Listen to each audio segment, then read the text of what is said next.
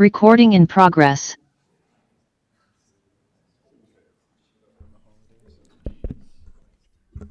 Should just fix that. Thank you. Okay, we'll get started with our West Haven City Council meeting. We appreciate everybody being here. Today is Wednesday, January 17th of 2024, and it is 6:01. Thanks for braving the storm and making it through. I've been shoveling snow all day. I'm sure everybody else has. It's been quite the snowstorm we had.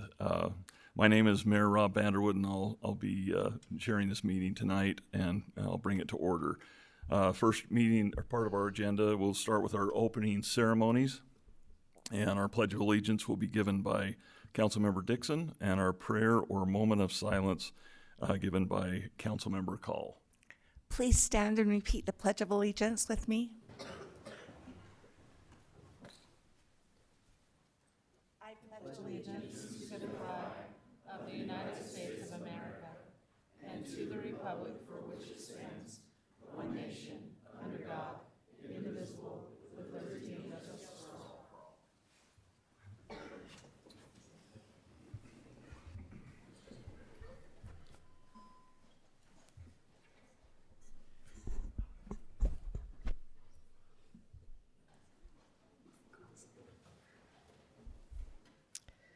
Our dear Father in heaven, we are grateful to be gathered this evening. We are grateful for the great city of West Haven, for the beauty that surrounds us and the many opportunities that it provides us to live and play. And we're grateful for the organization of the government. We're grateful for this opportunity to take care of the needs of our community. We pray that we may be aware and attentive of each of these concerns and how we can address them to best meet the needs of our community as a whole. And we offer this prayer in the name of Jesus Christ. Amen. Thank you, Councilmember Dixon and Councilmember Call. We'll move on to item number 3, our public presentation. Any residents that are attending this meeting will be allotted 2 minutes to express a concern or ask a question about any issue that is not on the agenda. No action can or will be taken on any of these issues that are presented. Do we have anyone that would like to come forward at this time? Okay, seeing none, we'll move on to item 4, upcoming events. On, it looks like January 24th of 2024 at 11:30, we will have our senior lunch bunch. We have a sponsor for that lunch this round, and we also have a educational speaker that'll be there for our seniors this month. So if any of the council members would like to attend, feel free to jump in. I'll be there for sure, and we'll go from there. Is there any other council updates you'd like to share? The Art Council, one of the members is doing her printmaking class. Started last Monday, and they do still have a few slots available. So if anybody wants to take the class, they can catch up quickly. What was the class? Printmaking. Okay. Is there any other events coming up? No events, but I would like to say with all the storms we've had in the last week or so, I've seen a lot of comments on social media about how great the snowplows have been in West Haven, and I just hope that our current city managers could pass that along. There's been a lot of kudos given, so. Okay, thank you. Thank you. Anyone else? Okay, we'll move on to item number 5, council updates. I know we got some new appointments and things that were given to the council. Is there anything that we need to report on for those? Okay, we also have, we're going to need some new members that are coming up, and we'll be announcing those on the second council meeting in February. So if there's anybody that would like to be part of any of our events planning, Arts Council, Beautification, Historic Committee, I'm sure I'm missing some, but any of those, we'd love to have you involved in those as well. We'll move on to item number 6 on here, action on our consent agenda. Consent agenda A, item A, is our special swearing-in ceremony minutes that we had that were held January 2nd of 2024. And that was a great meeting, by the way. Appreciated everybody being there. Item B was for city council minutes. The meeting was held on January 3rd of 2024. And item C is for Staker Parsons Company for $119,369.92. Is there any questions from the council on any of these consent agenda items?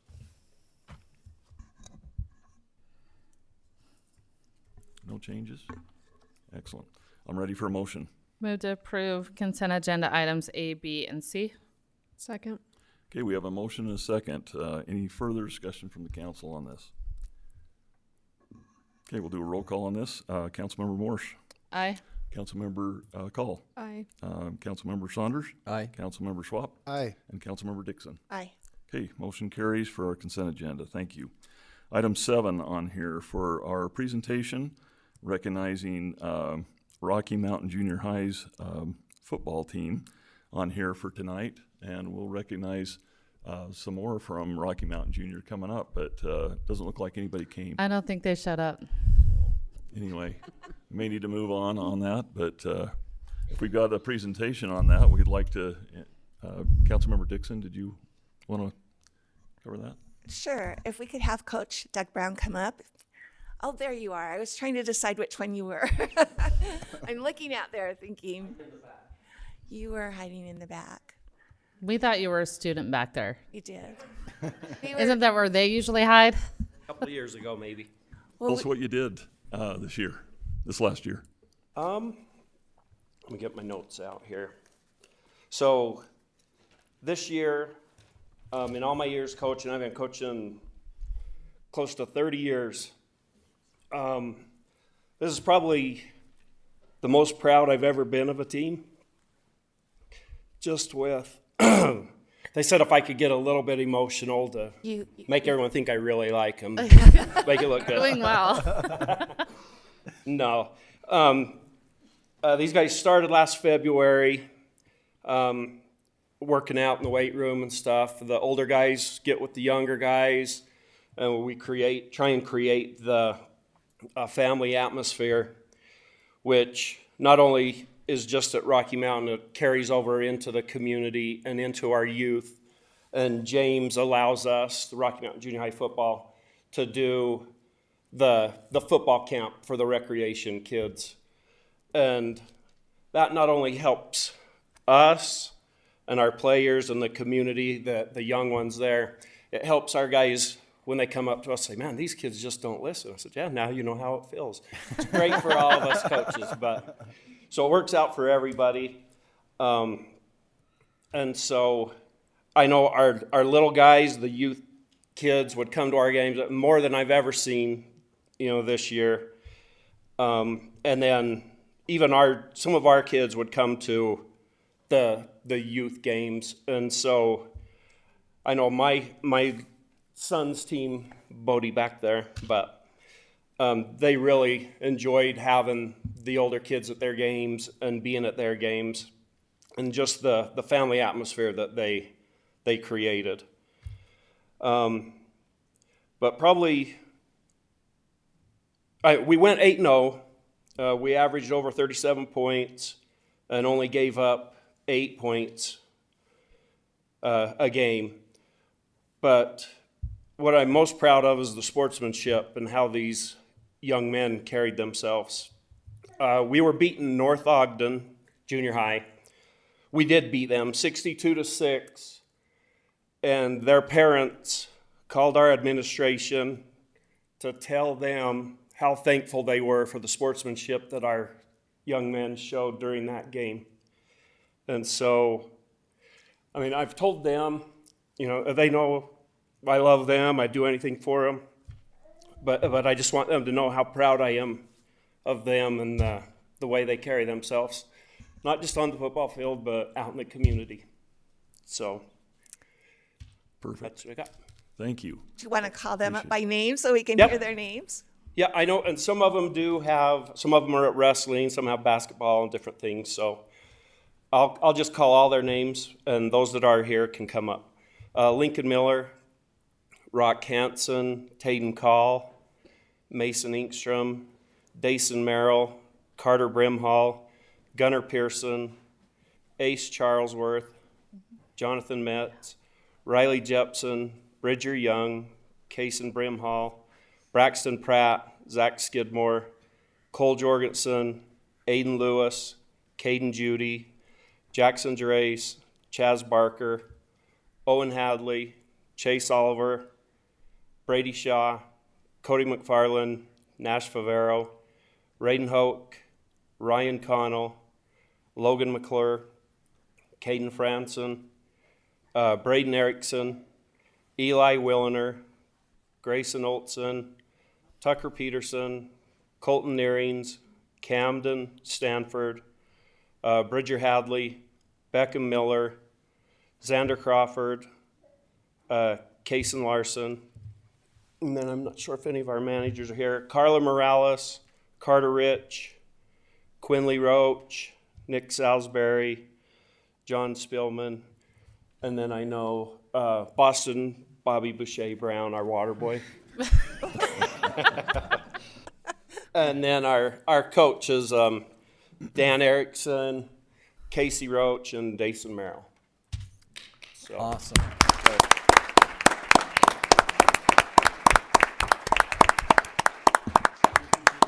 Up, we want to, if you guys want to get a picture, we'll get a picture. We got a little certificate for you here, so we'll run around and grab that. You want to? Congratulations, guys.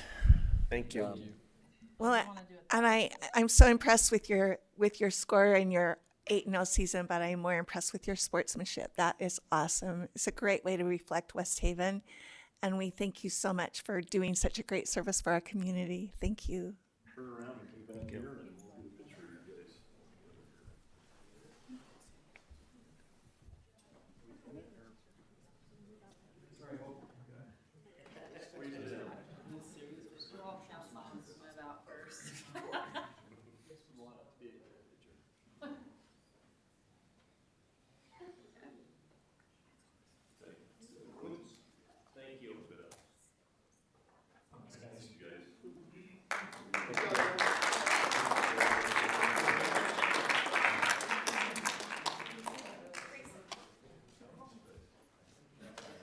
That's not mine. I don't know where I sit anymore.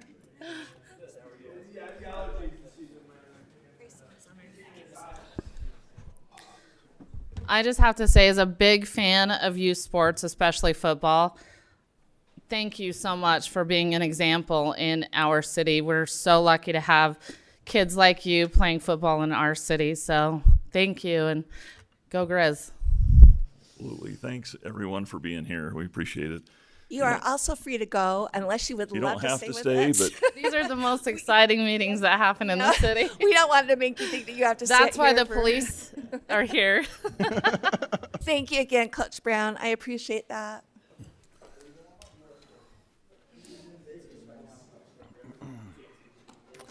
I should have called these guys come shovel for me. There you go. Could have had it done quick. okay, if we can just have you step into the back hall back there, we'd appreciate it. We're going to continue with our meeting. We're going to move on to item 8 on here. Oh dear. Turn our lights back on. I feel like this was what happens at school all the time too. Like, lights probably go out all the time, just randomly. Thanks, everyone, for coming. Item 8 is action on Planning Commission meeting recommendations. This is, item A is for action on ordinance 03-2024, First Amendment to the Westwood Subdivision Master Development Agreement. We have someone here to represent that?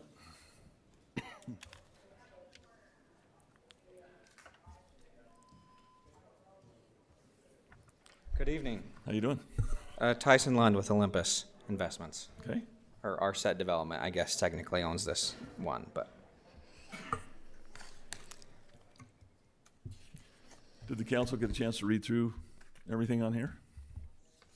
Did you want to give us some background on what you're trying to accomplish tonight? yeah, as we went to record phase 1 of the plat last month, We, as we were working with the seller who's building the lots, realized the ambiguity in the original master development agreement in regard to setbacks.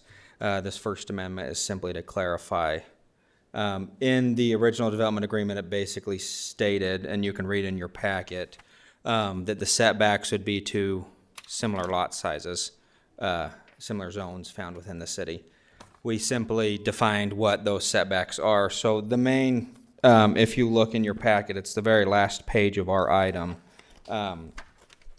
Earlier, the changes that it references Schedule 1, but Schedule 1 is probably the point of it. And we came up with that, looking at the other zones, and then worked with staff, and you'll see in your packet that staff agrees that it's probably the most accurate way to do it. So I think it's just really a clarification of ambiguity.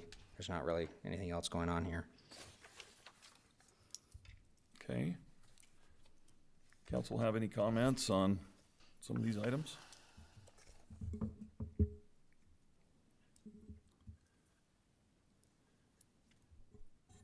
I think it was, for me, when I was reviewing it, it looked like we changed for lot sizes, same and similar. We ended up with an A1 type, because those were the lots for A1. It was, the height was still 35. It was a 20,000 lot minimum. The front was 30, the rear was 30, and the side was 30. Seems like it just got changed to an R2 is what the requests were, because R2 falls under the requests that you guys are asking for the lots that you got set up in there. It was So- rezoned to R2 before, this area was rezoned before the MDA got entered, so it's not the A1, it's the R2.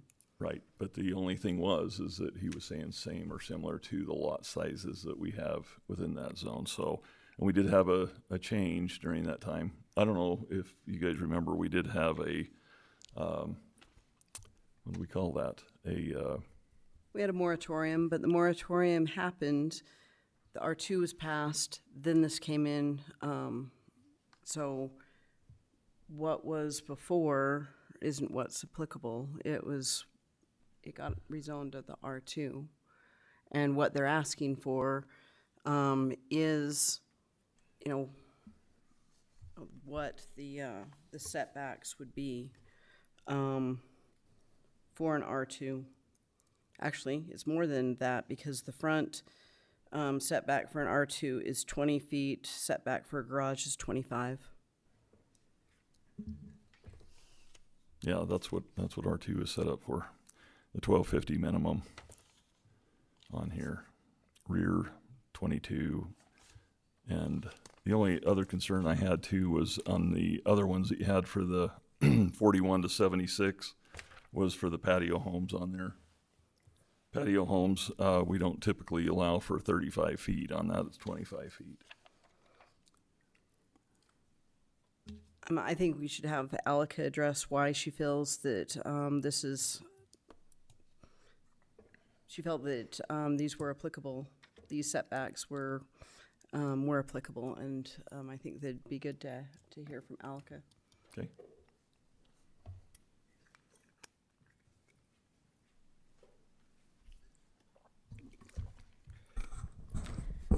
So just looking at the 141 through 176, it looks like size-wise they were close to patio homes. And so that's kind of why I went with those setbacks. As far as, but you have a issue with the height, right? Mm-hmm. Given that most of the other residential zones have it up to 35, that's why I left it as that. And I thought that would be okay. That's what they are building there, those patio homes, right? What was that? You guys are building patio homes in that section. Mostly 2 stories. Yeah, yeah. Yeah, I don't know if that was the original plan to put in there. This is the corner that's close to the arena over there, to the park over there. And that was supposed to be set up for patio homes, I think, in that area. Isn't that, you recall that? That's the way I recall. So it now as we're well. looking at 2 stories and up to 35 feet. That changes a lot. These are small lots on here. Where you're putting them pretty high in the air, high in the air. So when we went through and proposed this to city staff, yes, it is similar to the patio home zone, but the majority of 6,000 square foot lots within the city are in a mixed use or other zone and not limited to the 35-foot setback or 45-foot max height. So we felt that it was fine, and our intent has always been to go 2-story in that area. More of they're often referred to like cottage type homes. Yeah, when typically cottage homes are 2-story. Yeah, so a good one would be Haven Farms, I think, on 1800 South that Ivory did on the old Privedel ground. Those are cottage homes. I would refer to as like a cottage style home, a 2-story home, townhome with 10 feet between the party wall, basically. And those are single family. Yes. No, I'm saying they're built floor plan wise very similar to a large townhome. But There's just space between the units. are those the ones that you're referring to as single family, or are those the Those are multifamily? single family. Sorry for the confusion. The ones isn't it called Haven Farms? It is, On and there 1800 are South. two-story homes, Yes. two-story single-family homes. Yes. What's the size lots that they're on? Oh my gosh, Those are 45 to 5. yeah, they're 5,000? not very big. But again, that was mixed-use development, so. Yes. Which we feel still applicable according to the way the MDA is written, that it was similar sized zones. It doesn't specifically say the patio home zone. Similar sized lots and zones or however. I can tell you exactly how it was written in the packet. It says it, but. It says lot size and width, setbacks, building height, lot coverage, and cul-de-sac lengths for each lot shall be as set forth in the city ordinances for similar sized lots and as may be shown on the plans. Lot size shall be based upon the total buildable area for such lot, excluding any easement area shown on the plans encumbering such lot. The mixed-use zone was not taken into account, like the zone itself, because Right. it's a mixture of uses. And so that's not really Similar. that's not similar zone, but they were looking at similar sized lots. Yeah, it doesn't, original MDA stated the same verbiage. It was just added to except otherwise set forth on the table that you guys attached, so.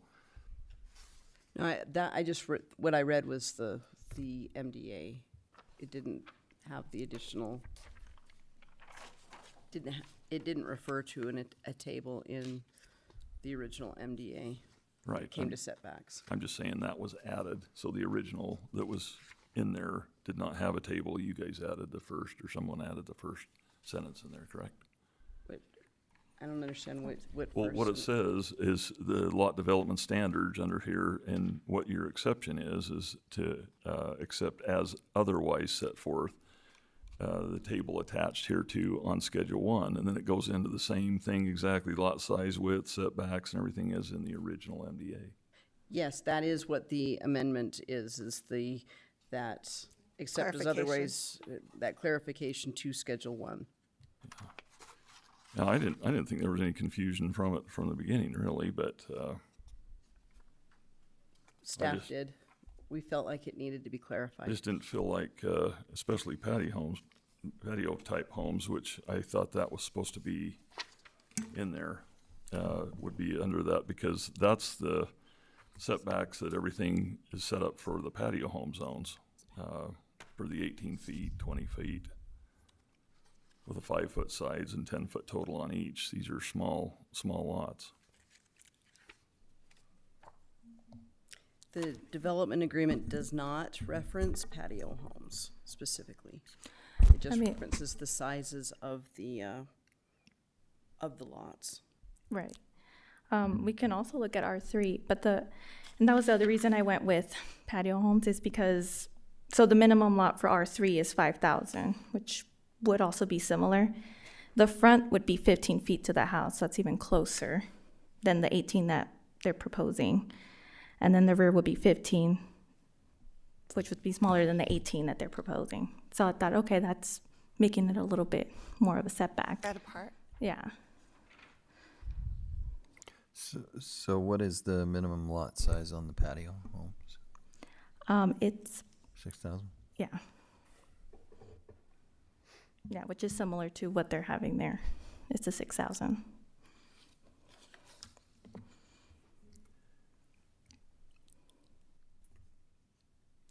Yeah, the original MDA2 had different contents because you got setbacks for lots 101 to 140.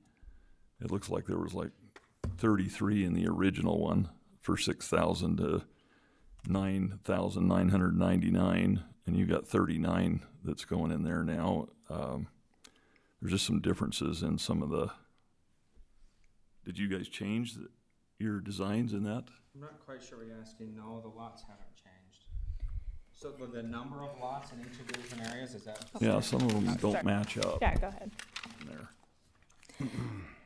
So in the north of the corridor road, what are you saying for that area? Yeah, there was, well, in the original one on there, it had 33 single-family lots, 110 let me back up. The 33 single-family lots were 6,000 to 999.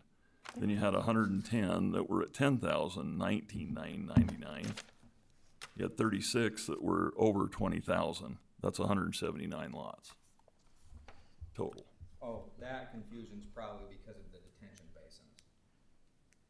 Okay, Because can you there's explain only that? 76 lots now. So that the council is aware, this phase one has gone through final approval.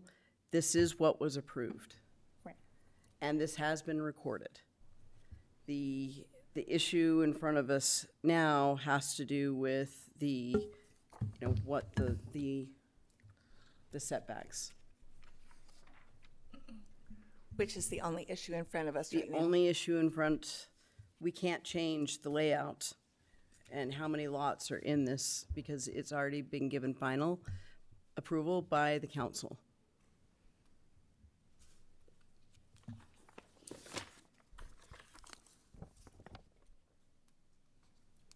Okay, does the council have any questions?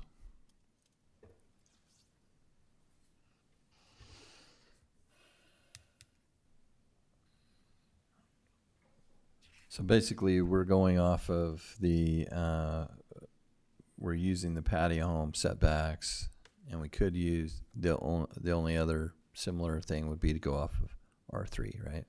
Yeah, I mean, if you guys want to amend any of those setbacks, What is the difference in setbacks between patio homes and R3? Is there much of a difference at all? so for the front for R3, it'd be 15 feet to the house. The side would be 5, so it'd be the same, and the rear would be 15. So it looks like So a little we slightly, have greater setbacks using this, right? yeah, with the patio. That's kind of why I went with it. But if you're going to base this off of patio home, then the maximum height should be 25 feet. Well, Because that's what's in the patio home. but like we're if just we're looking gonna at go- setbacks. We're not looking at the height necessarily. Right, but the mayor was saying these all say 35 feet, right? In this table. Correct? That 35 applies to all of these, Right. but you're looking at 141 to 176 as patio home zone, but we're not applying the The height height, to it. right? No, So we're not. if you wanted to consider it a mixed use, then the setbacks would be even farther from the front of the house and the garage. But it's already zoned, right? So we're just simply It's- talking about Yeah, no, setbacks. this is already zone R2. Setbacks. Yeah. Right. I think Just- maybe where the confusion's coming, I might be off, but it's to similar sized lots, the same setbacks. Right, It's not- not to match a The zone zone. Right. of the existing lots. And so we're fine to switch to the R3 and it would lower our setbacks and whatever that way. I think this is, obviously this works for us, that's what we proposed, right? And it makes the most sense, I think, as we've been talking about it on my side before coming and meeting with you and working with Amy through this and our legal drafting up this amendment and such. I mean, the answer today is, so what if it was denied? well, we're still under the original MDA and we'd be set. I mean, our way to move forward would be work with the building department about what the MDA means. Right. And so we, in my opinion, we'd get back to the same answer anyways.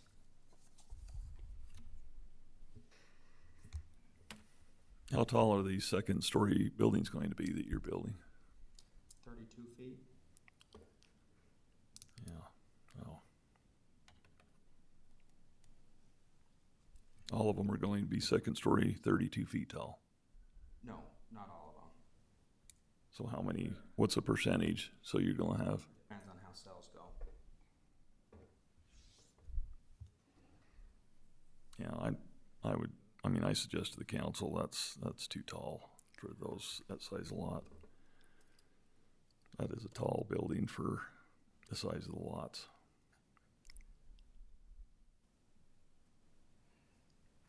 It's up to council.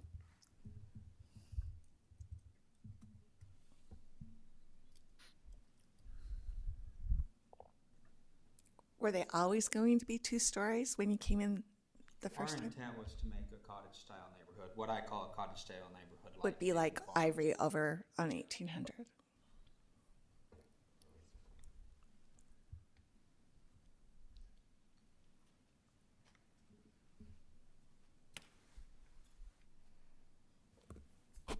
So if it were denied, where would that leave us with the height?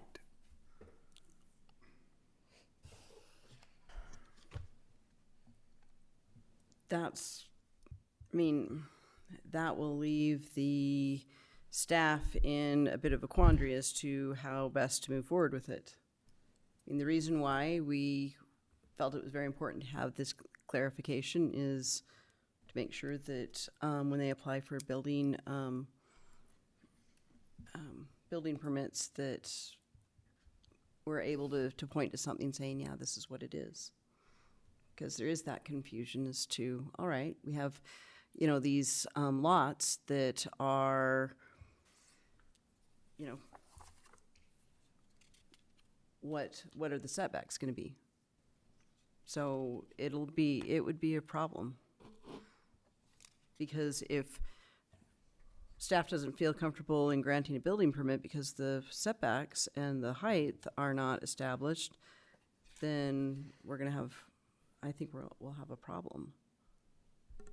Well, If we say no to it, then that puts us in a sticky spot because according to the MDA, they have the ability to build. Well, if they bring forth what a court could possibly rule as reasonable, then we're going to have a problem. So that's why I'm saying that's the biggest reason why the staff felt it was necessary to have it clarified, so then it's not a problem. So then the staff isn't put into a place where, they don't know what to do moving forward. yeah, I believe that, we were pretty involved with this. There was a lot of discussion about this project when it went through. And then we haven't even talked about power lines. Power lines were a big issue too, because now these setbacks help push everything so that there's probably restrictions where we allowed those certain lots that were under the power lines to be part of that lot as their backyard. But, when you get the way you've got it set up in here with the way it's set up with the power line lots, that you're pushing the house closer to the road and getting that a little bit closer. So you're really shaving off almost 13 feet between the front and the back on that to try and scoot those up closer to the road. How, Is that not correct? Mayor, how do you get to 13 feet? Because I'm looking at, I think he's referring to the difference between R2 and A1, right? So, yeah, because, Power line lots are a 20,000 square foot lot. Is that what you're saying? yeah. And the other side of it is because you've got, you're moving those, overall, trying to scoot them up, I think, because you got a restriction, maybe trying to be back under those power lines if you had a problem with that. And we're fully approved with Rocky Mountain Power. That's why we're under construction. I don't think that's the intent. I think that was ever the intent. Yes, we need to have our clearance from the power lines, and we feel that these are more than fair. Yes, they're big lots, but the other option would be, and would be allowed within the development agreement. I mean, the plat's already recorded, so it creates a lot of issues, but what we could have done is made them 10,000 square foot lots and left the backyards to the HOA to grow weeds or whatever. That was the conversation at that point in time, was limiting that issue. We talked about that, and we allowed that to happen so that they weren't weeds, because there's supposed to be a trail through there. And the trail, I can't remember the width of the power lines, but it was pretty wide. I And think it's I don't remember, but I think it's a 10-foot asphalt trail with 10 feet on either side of it. Like a 30-foot swath through the middle, the backyards of those houses. yeah, and they'll come up to those, so, but, I mean, those are just some things. I still think that the small lots are a problem with the height on there. I hate to see those at that height, but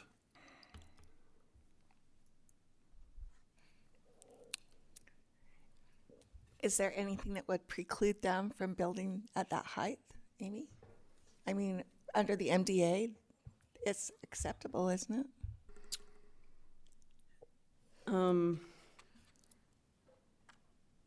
Well, that's the debate here as to, that's why we need clarification.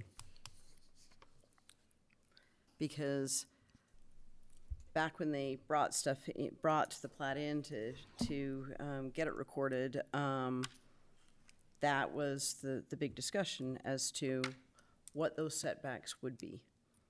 And we don't, But in addition to setbacks, did we talk about height? well, that's part, what they've proposed is, that's what staff feels would be appropriate based upon other lots Of similar of sizes? similar size. Yeah, basically R2 and R3 have it at 35. So even if we weren't comparing it to patio homes, if we were comparing it to R3, the height would still be 35. So, yeah, so is A1 and A2. right. So, but those are big lots, bigger lots typically. These are pretty tiny. That's why this is set up really under a patio home situation, and that's why I was concerned with these, because I had no idea that you were building 2 stories on those, because we talked about that from the very beginning, and those were set up. We were sold on that.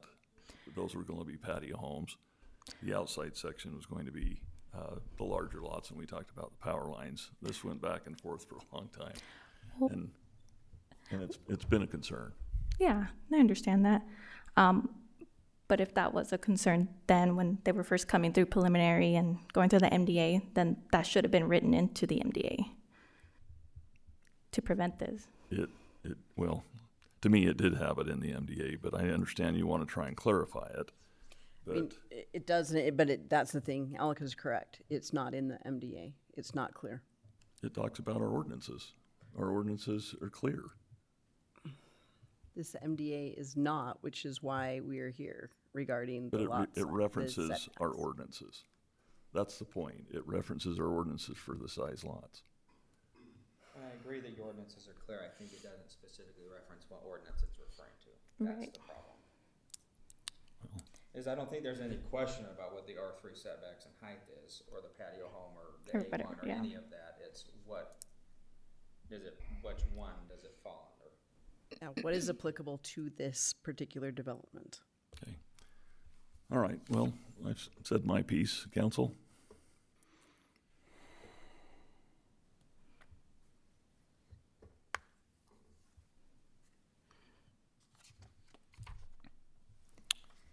I guess after reviewing it, for me, it sounds like they're going to be able to build the height they want anyway, so we might as well clarify the setbacks and have it clear so that there's no ambiguity right there. So that'll just be my opinion on it. Don't necessarily love, tall homes on small lots either, but it is what it is. there are no other questions, I'll ready for a motion. I guess this wasn't stated clearly that we're just talking about phase one when all of this came here. So now I understand that this is doing phase one, but I'm not a huge fan of saying, okay, now we're gonna need amendment 2 and amendment 3. Why isn't it all here that we discuss the whole project? I think multiple amendments makes us look like, man, did you not get it together the first time? Well, So, the problem is that phase one is the only one in front of us right now. right, but we can be amending an entire project. We can, but at this point, phase one is the only one that is in front of us. But these setbacks are gonna affect phase 2 and phase 3. No, these particular setbacks, No, I'm saying, because it doesn't state it clearly in the MDA. you're that right. We're gonna be back We in the need same to- situation, so.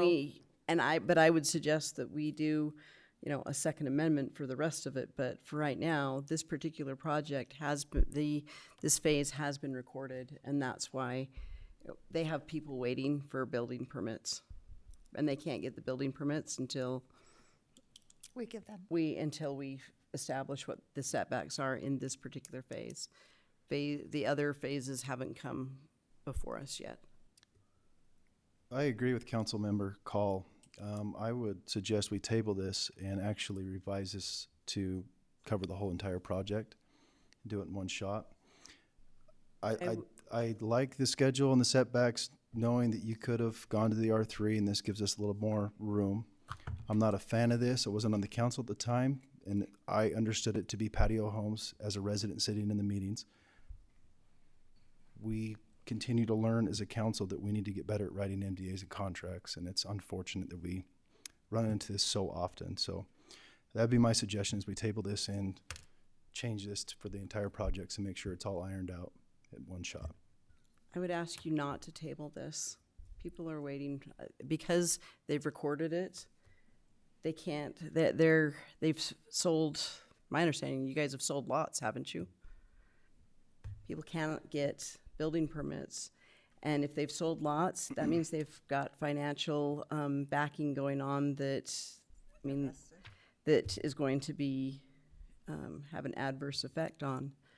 And so I understand, Alec and I both understand that, yeah, we need to do another, that we need to set the setbacks for the rest of the project. But because this has been recorded and they have sold lots, I don't want to be in a position where we're adversely affecting their financing because of it. Because what'll have to happen is it'll have to go back to Planning Commission.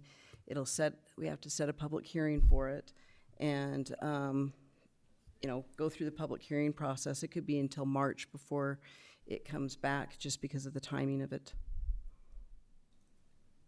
And I understand that, and also at the time as a resident and other residents paying attention understood this, and we're waiting for this becoming as patio homes, and it has not. So I understand the financial situation, but I would still stand with my suggestion to table.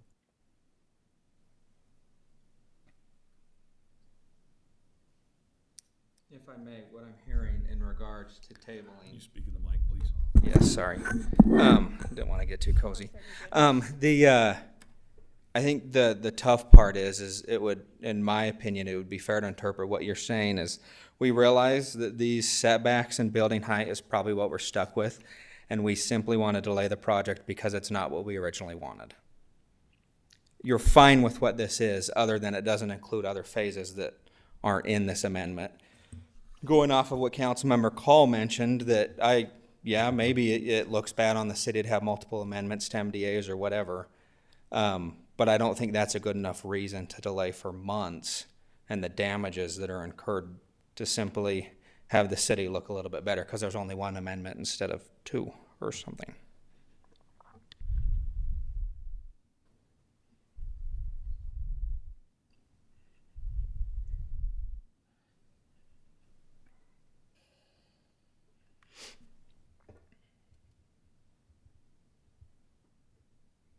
Any other comments?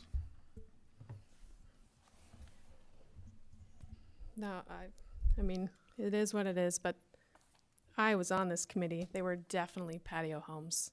I stated in the minutes, like that was the discussion. They wanted townhomes, like you wanted a huge amount of building in this place, and we said no townhomes. So he said, okay, how about patio homes? It was patio homes. For sure. I apologize, I don't recall it that way. You weren't on that committee. It I was at every Scadden and meeting. Some other guy. I can't recall. It was We Rick met Scadden. multiple times, but it was definitely with Rick. I recall this as patio homes as well. I was on the council at the time when this went through, and I recall it as patio homes as well in that corner. I think this is another one of those situations where when Green Farms came in and they decided they wanted to put apartments on that west side of the subdivision, and we all said, well, I especially said, we didn't agree to any rentals in here.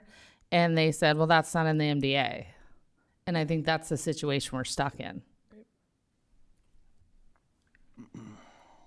But I with you on that. I recall this being patio homes. It was discussed several times that would be patio homes.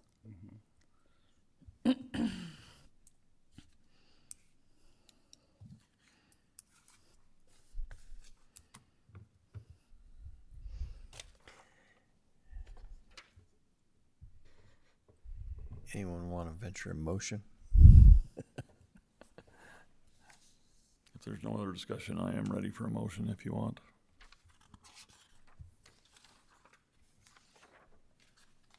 Would it be fair, a thought, if the motion was that staff was able to move forward with these setbacks on these lots, and we can amend, so there's only one amendment after the fact, but allow staff to move forward with this as the understanding?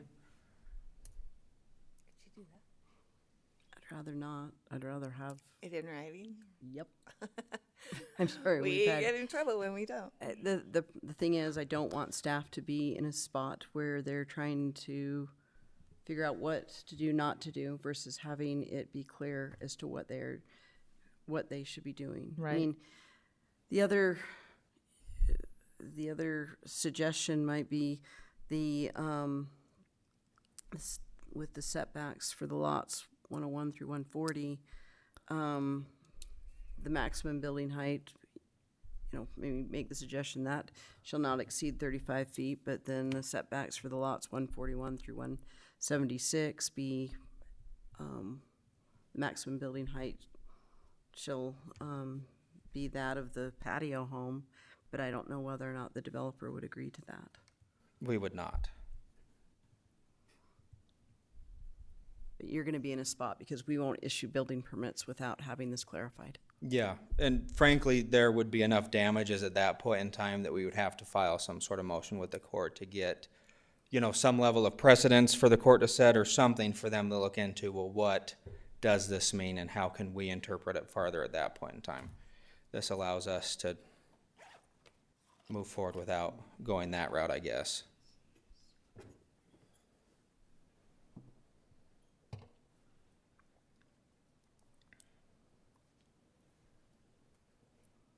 What's the precedence on here, council, when it comes to,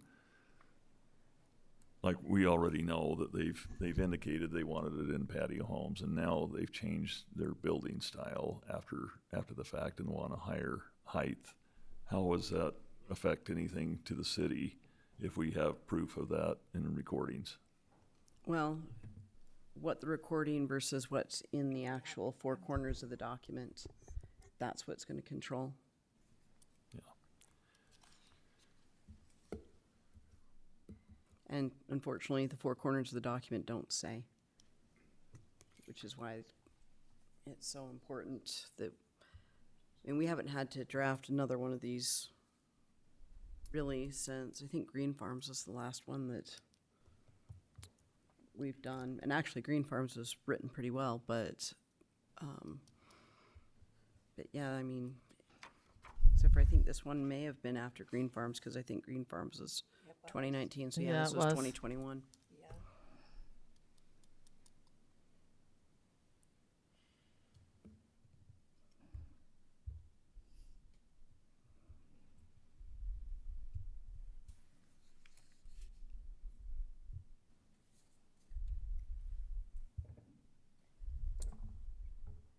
Any other discussion? Not, I'm ready for a motion.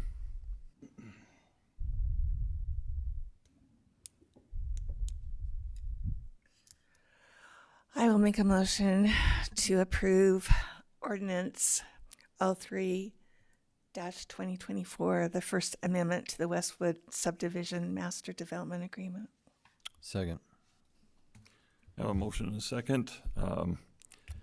This is I gotta look at this here.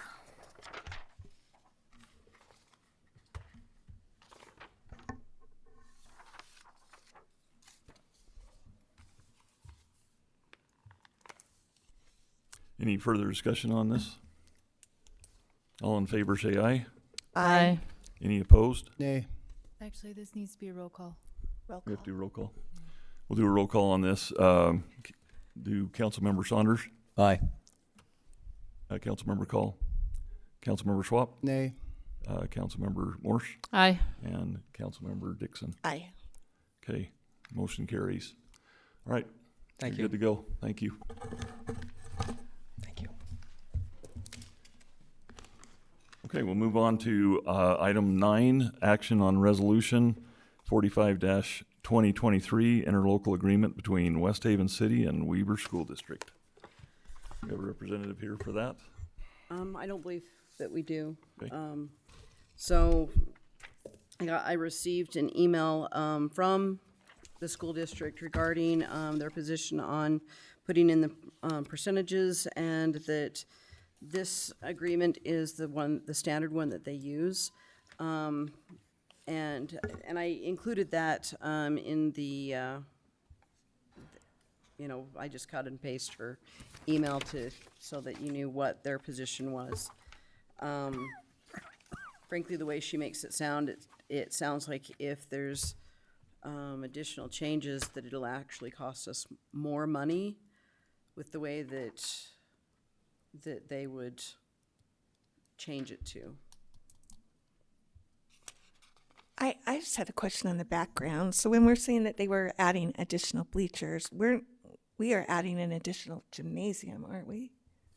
So, no, there's a Not on couple this of- one. Not on Oh, this this one. is another- There's okay. two different things. There's the Okay. junior high and this is the elementary school. Oh, The okay. junior high Sorry. has the additional gym.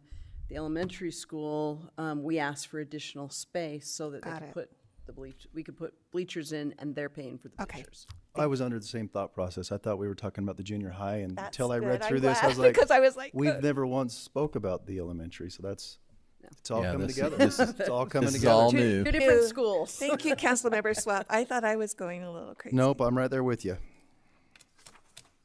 So, I have a question on, you talk about the two different ways to fund it. Guess I'm wondering on the ARPA funds, how much are we looking at? What other projects would be knocked out, I guess, if we use that? Well, right now, the ARPA funds have not all been, We haven't identified all of it.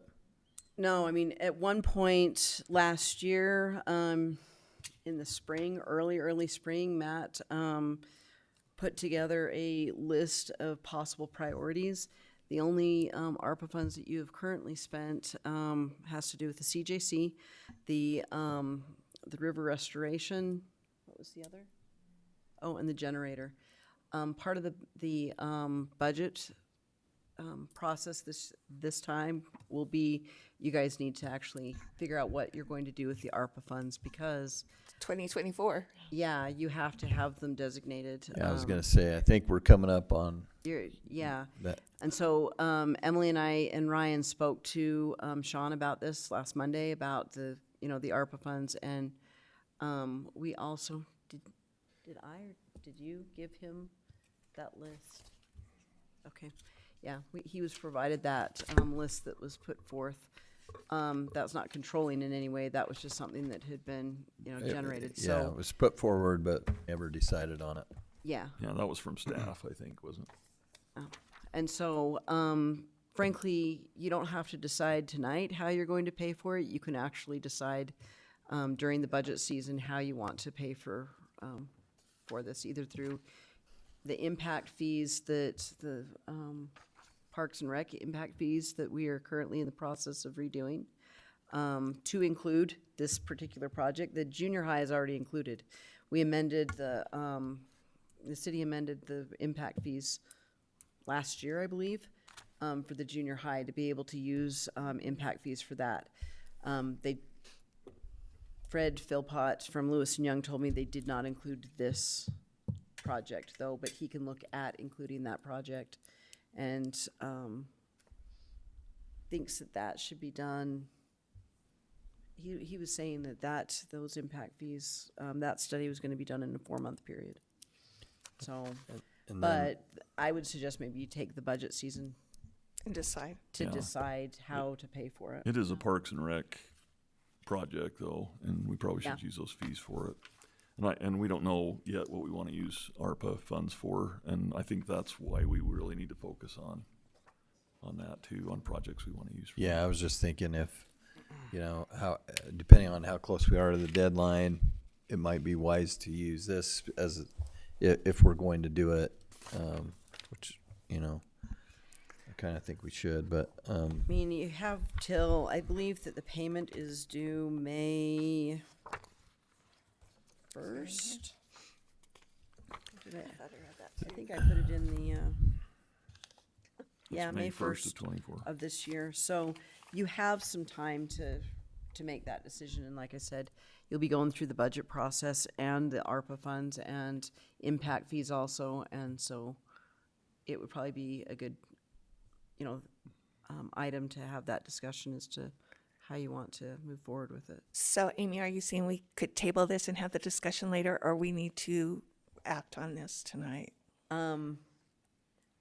The thing that you're acting on, if you approve the ordinance, would be to approve the resolution. agreement, Right, not how to pay for it. right. Okay, oh, okay. My whole thing was I just put it in there as to, hey, you need to think about how you're going to pay for it, because it Okay. wasn't, it seems like that too, there was some discussion on the cost going forward, and it was,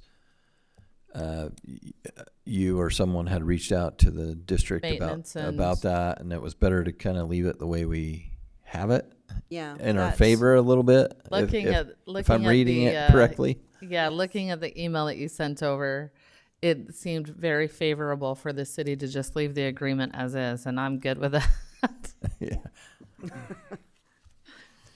She kind of put it in no uncertain terms. And Yeah, it's no. just leave it alone, because this is what we do with everybody, and Yeah, that's better for you. yeah, it's Yeah. better for you, because we don't want to have to take the time to break it all out. You don't want to be special. Yeah, We don't want to be special. okay, it looked good. I think we just needed to know that up front, so we knew where it was at, so. Any other discussion on this? I will make a motion to approve Resolution 45-2023, the interlocal agreement between West Haven City and Weber School District. Second, Okay, we have a motion and a second. Any further discussion from the council on this? Do a roll call on this. Councilmember Call, Aye. Councilmember Morse, aye. Councilmember Dixon, Aye. Councilmember Schwab, Aye. and Councilmember Saunders. Aye. Okay, motion carries. Thank you on that. All right, we'll move on to item 10, presentation, city manager quarterly audit report. According to our purchasing policy, the city manager has to do a quarterly audit of all purchases made between $10,000 to $50,000. It's supposed to be done on the first meeting after the fiscal quarter ends, but because of the holiday, it was just impossible to get that information and be able to have it in the packet. So that's why you're seeing it at this time.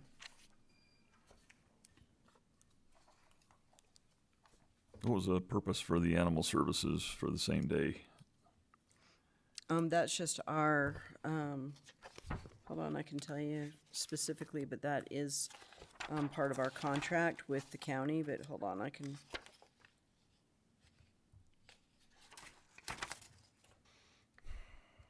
Yeah, they have just the invoice date, is the same for both of those charges, but it's just part of our contract, is my understanding. So you're just paying separate invoices on Yeah. the same date? Remember, Councilmember Call, is that what? Okay. Okay.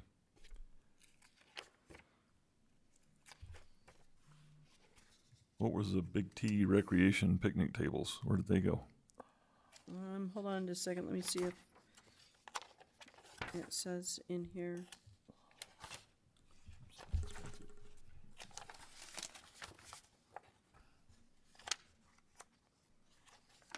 Put those tables over by, the one that's right next to the apartments on 33. Yeah, the report that I'm looking at doesn't have that, it just has One the, with the solar park, where the solar trail starts. What neighborhood is that? Oh, it's West? It's not One West. No. it's the one behind the It's subdivision. something with a S, but I think that we had tables that went there. Oh, because under the thing, we That's what my mind's remembering, but I don't know where, if there were tables put somewhere else. did you want me to get clarification from Brock where they were put?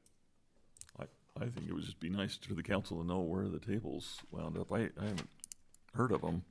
I didn't know we even ordered those. Yeah, and we had a little, gosh, I don't even know what to call it. It's like a little Tuscan. It's called Tuscan Meadows. Tuscan Meadows, that's the one. I'm pretty sure that's where Okay. this is.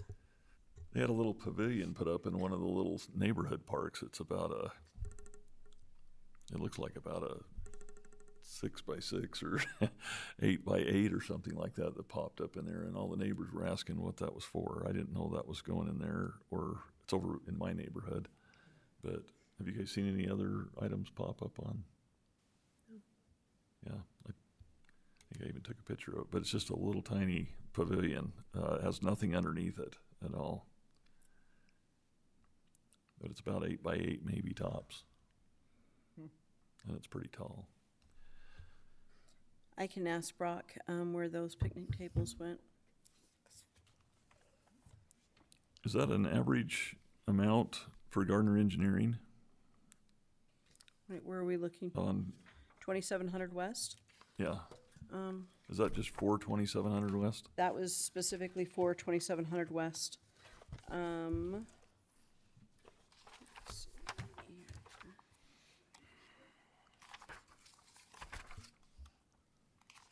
I mean, typically our average monthly cost with them is around 28,000 or more.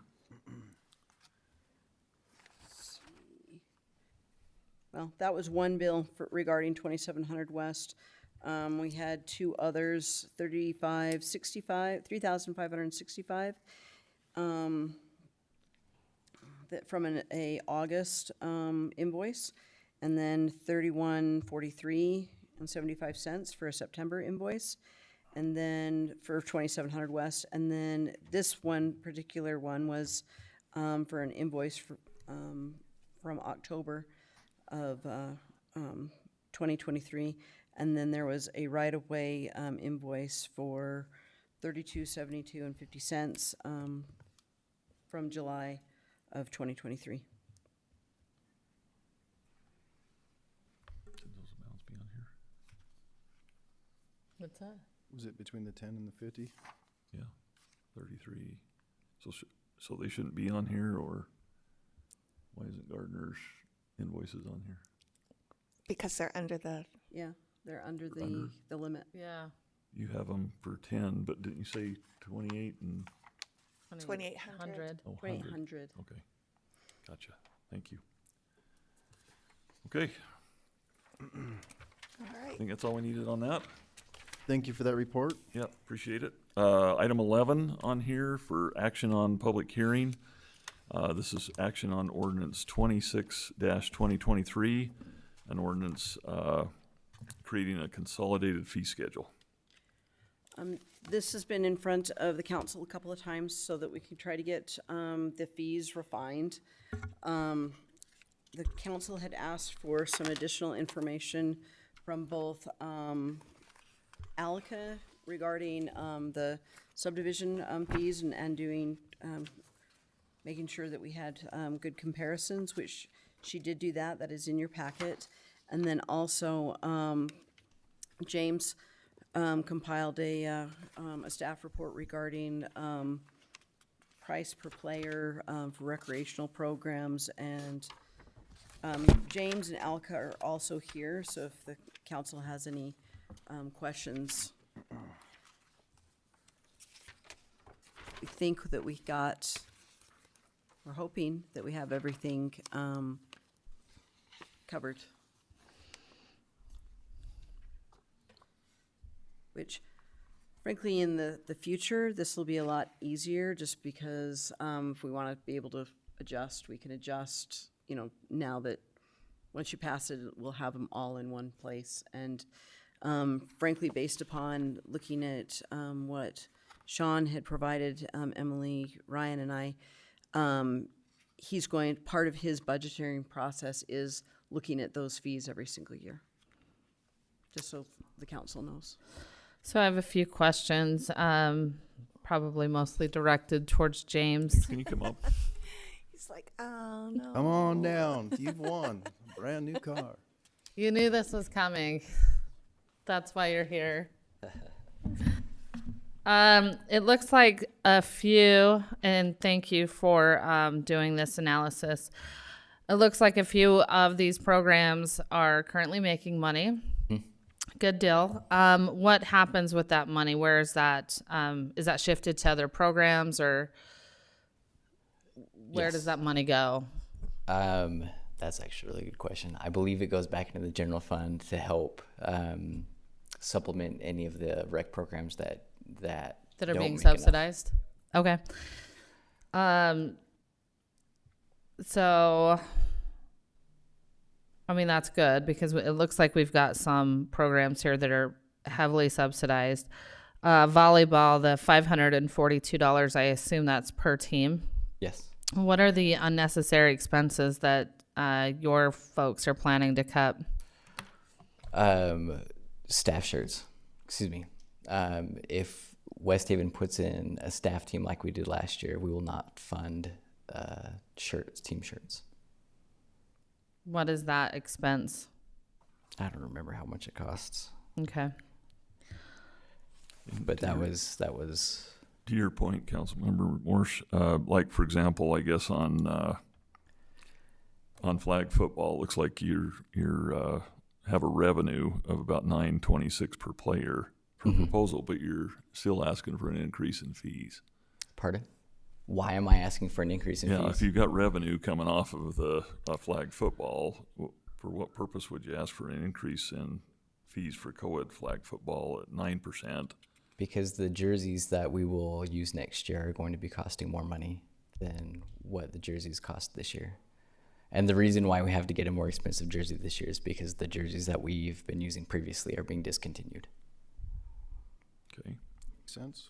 Well, it seems like too, I mean, if we're Keeping up. if we're making money on some of the programs and we increase those fees, it will help pay for more expensive programs like the volleyball and the tackle football, which I see that we're subsidizing $78 per player. How many players do we typically have between all of the teams, and We had what's the participation?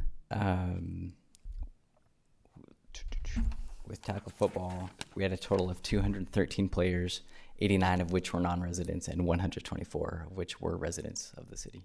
I'm sorry, can you repeat that? Yes, 213 total participants, 124 residents, and 89 non-residents.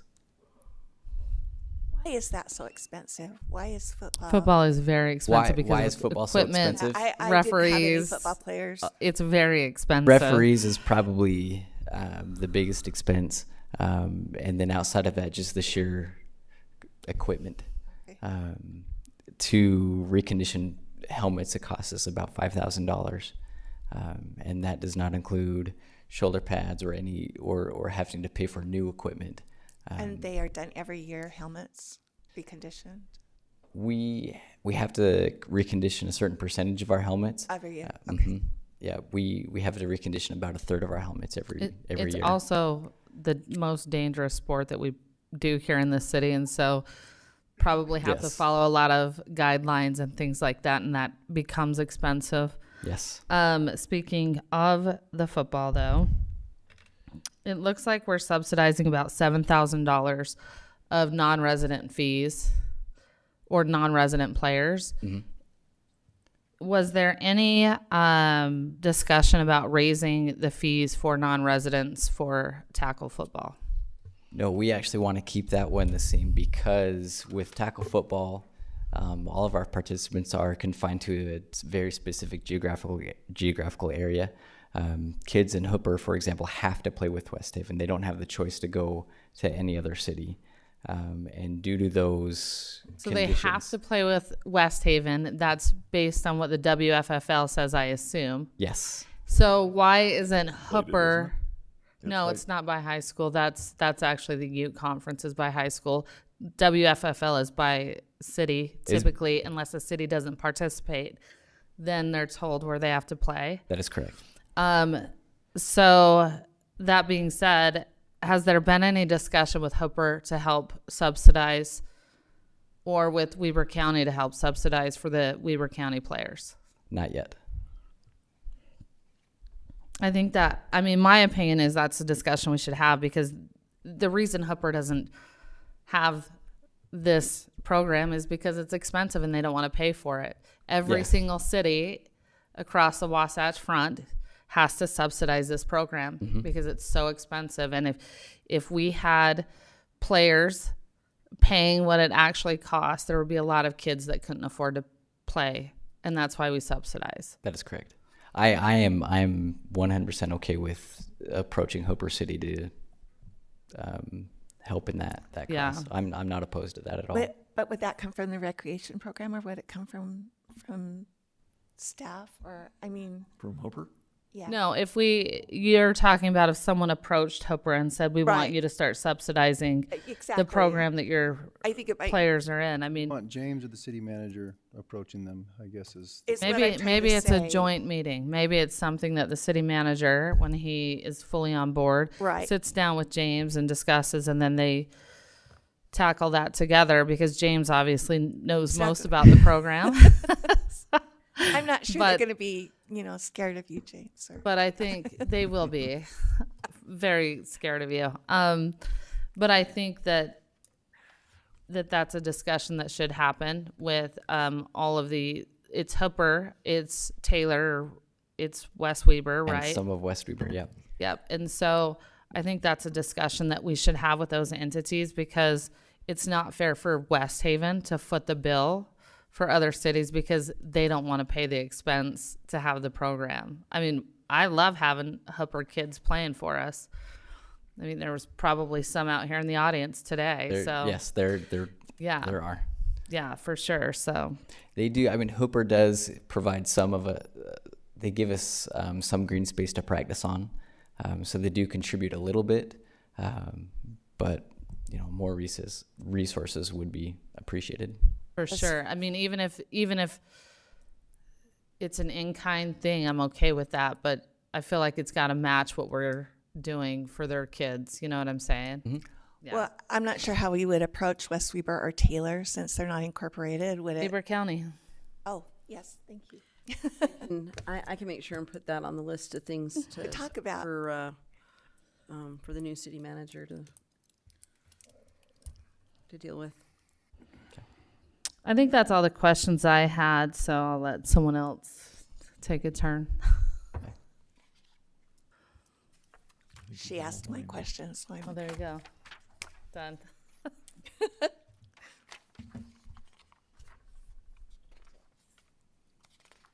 I think on the back for the advanced archery, it just wasn't listed as advanced archery twice. It just didn't say non-resident, being the $5 more. So that probably just needs to be added on there. We can definitely add that in there. Do we have a tennis program?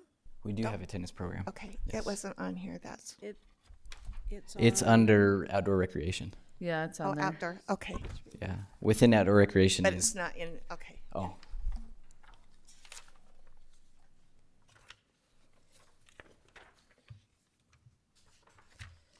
Any other issues?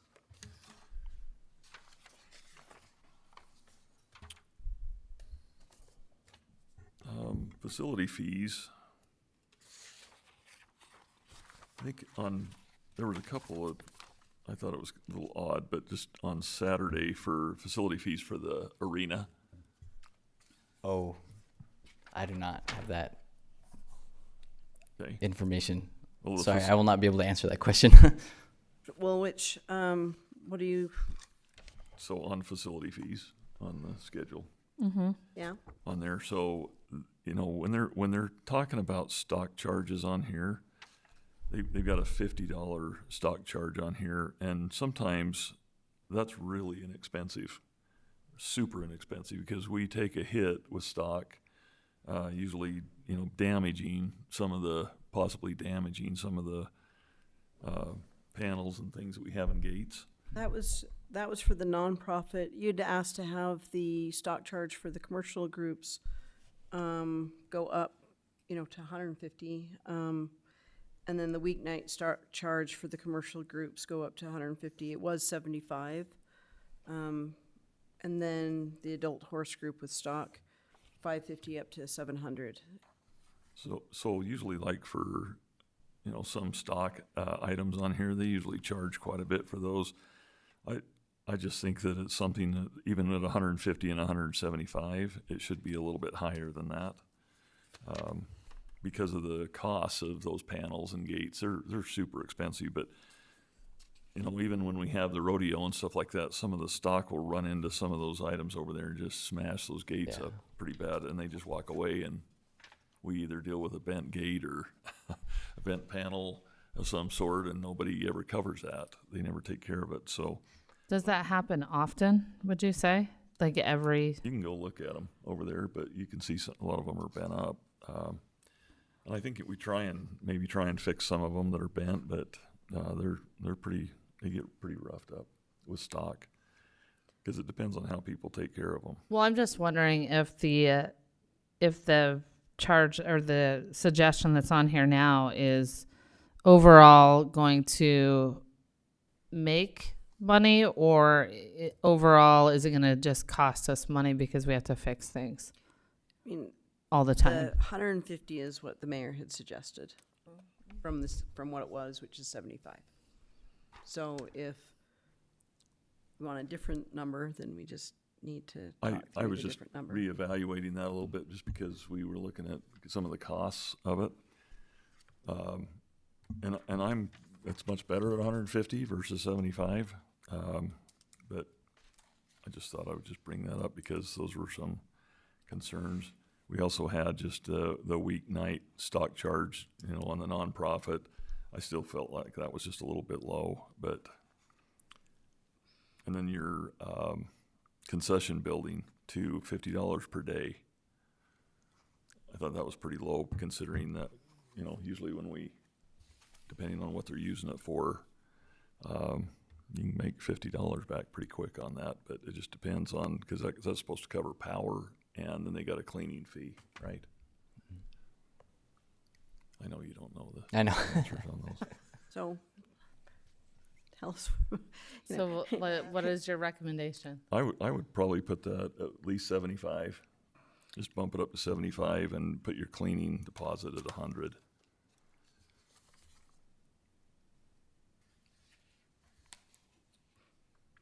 Okay, what else? Do you want to change the stock charge then? I would bump it up to. I'd bump it up to 200. I think on the commercial. For both the weeknight and the Saturday, See the weeknight. Stock charge? Weeknight's 300. Yeah. so 200? For those two? I'd probably leave that one alone. But Which one? the commercial on the weeknight. So leave it at 150? I have the weeknight commercial at 300. Oh, no, so weeknight commercial groups, Did we change 300. that? Weeknight stock charge commercial groups is at 150 right now. Did you want it Well, at 200? I've got two different ones here from last time we talked about it, so let me look here. Sorry.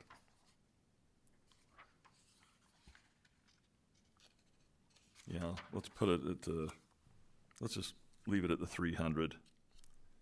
Well, that's not the one. It's the weeknight stock charge commercial group is currently at 150. Put it at 300. And then what do you want for the Saturday stock charge commercial groups? It's currently at 150. Yeah, and I think I had that at 300. Right, so I have 300 for Saturday stock charge commercial groups, 300 for weeknight stock charge commercial group, and then the concession stand, it's concession building, $75 per day plus $100 damage cleaning deposit. Is the council okay with that? You guys okay with that? Okay. And then the advanced archery needs to designate non-resident for the $55. Those are the only 4 changes that I have. I have a question for James on the baseball thing, I think on here. On the $35 a day, does that cover all the, does that cover all the work for prep for your field and everything when they're using your fields? I'm not sure on that. I'll have to. Oh, that was pretty inexpensive too for prepping the field and everything for $35 for rental on that. Because if you guys are doing it, which I'm pretty sure you probably would be, wouldn't you?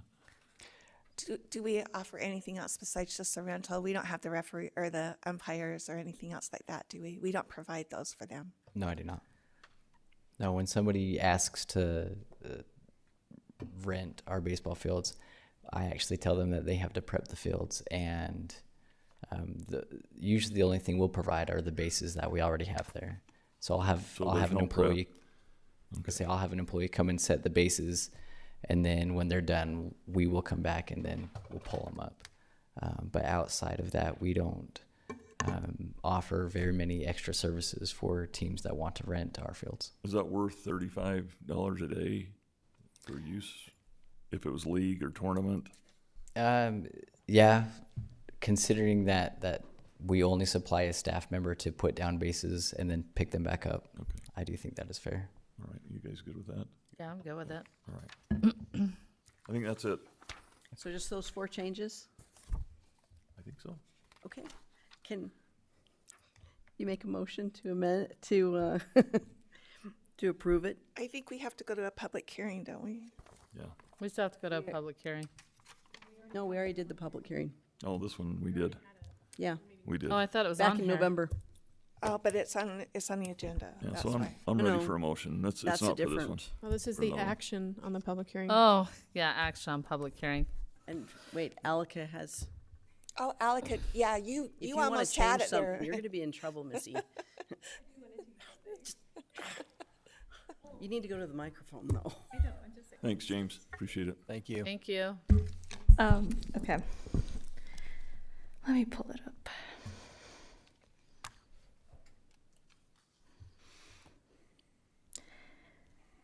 For final subdivision.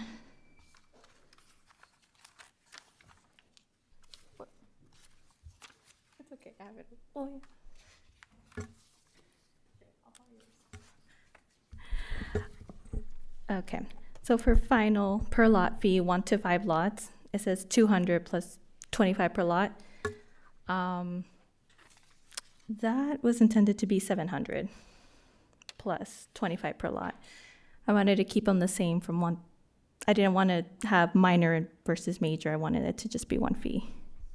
Tell us again, what's the heading? It's on the Community subdivision. development. Yeah. Final Subdivision. Yeah, under community development. Yeah, for final per lot fee, 1 to 5 lots.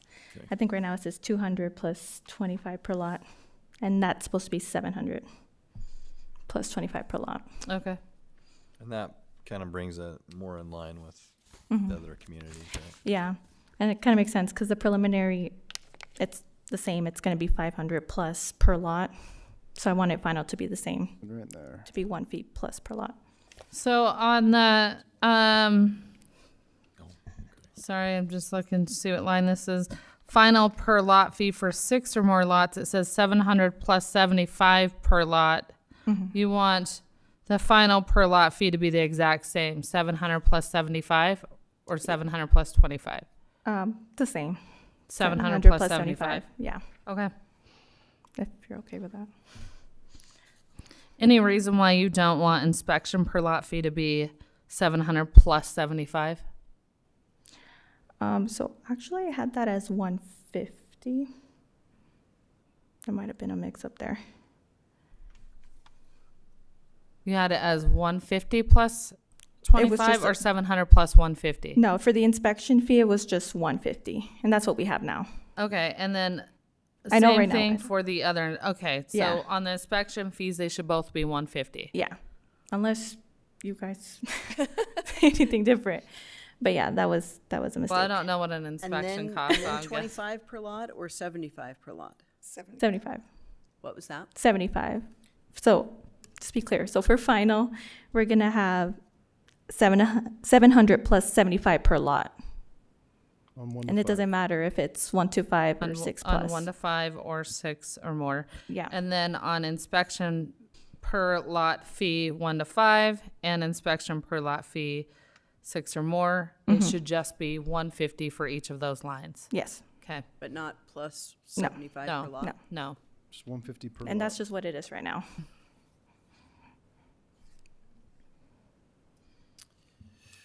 This, the second part of that you were talking about, Nina, where's that at? It's right under, it's the next line. Yeah. It's on the, okay. That's going from, So they both say 700 plus 25 per lot, and they should be 150 per lot. okay. Okay. Hmm?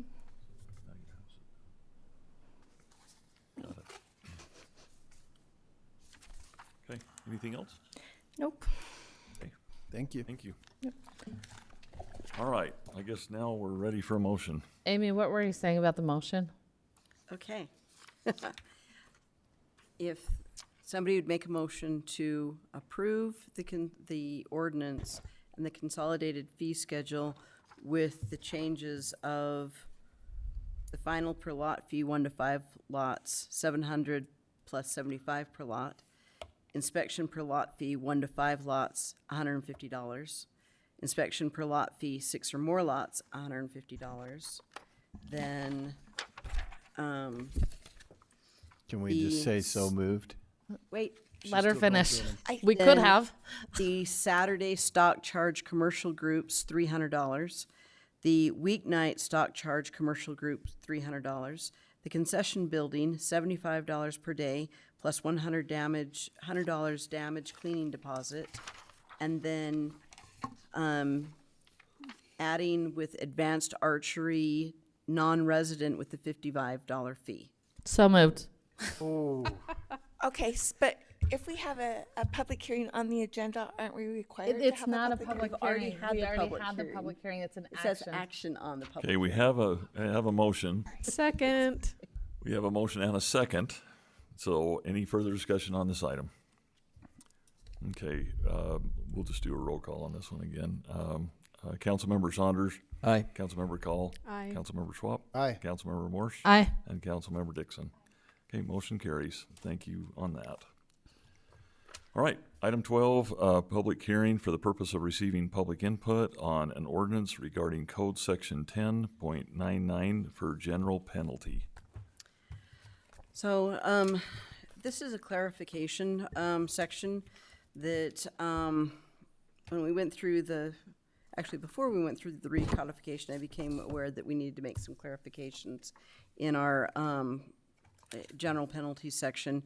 The suggestions were made, but there was no action taken, and during recodification, came back up that we really needed to have these clarifications. So at this time, I'm asking to have this done so that it aligns with the Utah State Code. Was there any changes from the original? Yeah, there are, a lot of it is just expansion. Can I just make a recommendation? When we get these, if there's a possibility, if we could get a red line on those, or just so we know what changes, if there's any on here. It's hard to go back to the old one and try and review what are the changes on this particular one when you got Is that a possibility? Yeah, that's not a problem at all. Okay. Okay, any discussion on this? Okay, we'll move into a public hearing for the purpose of public input. So I need to get a motion to move into public hearing. So moved. Second. Got a motion and a second. All in favor, say aye. Aye. Any opposed? Okay, we'll move into the public section of it. Does anyone want to speak on this? Okay, seeing none, we'll. I'm sorry, is this across the board subject, like public?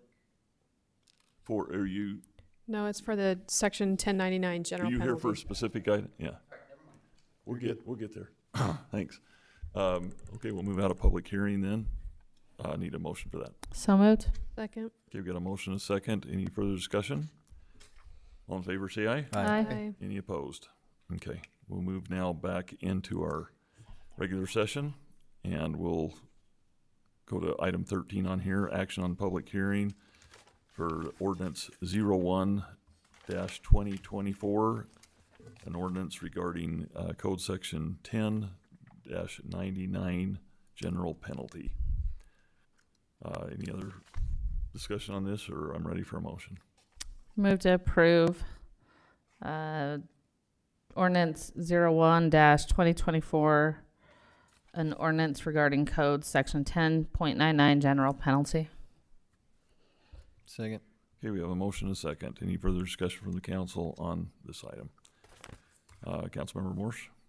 Aye. Councilmember Saunders? Aye. Councilmember Call? Aye. Councilmember Schwab? Aye. And Councilmember Dixon? Aye. Okay, motion carries. Thank you. Item 14, we moved for public hearing for the purpose of receiving public input on an ordinance regarding code section 33.023 for roads, storm drains, and parks.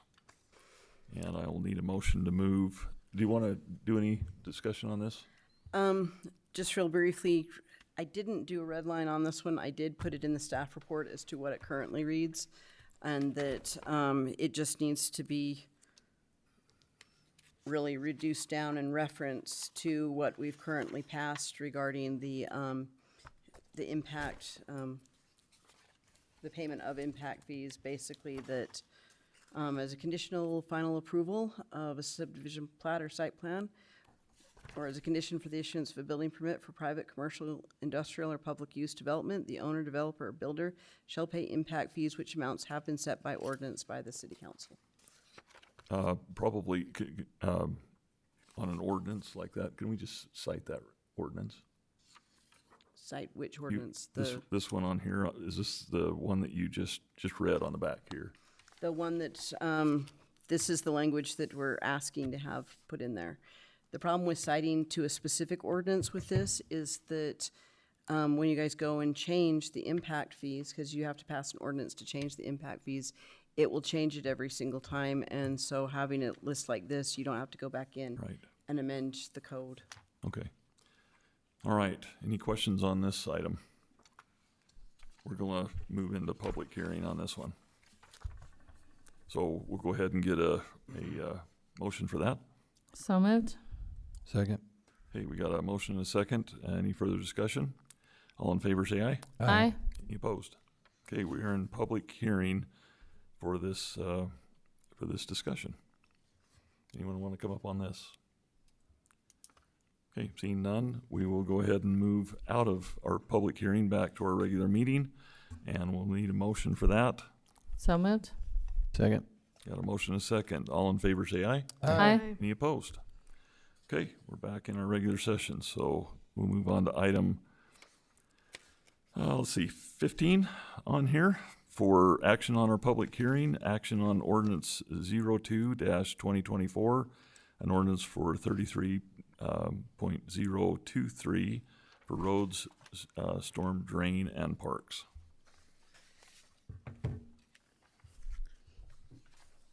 Any other comments on this or recommendations? If not, I'm ready for a motion.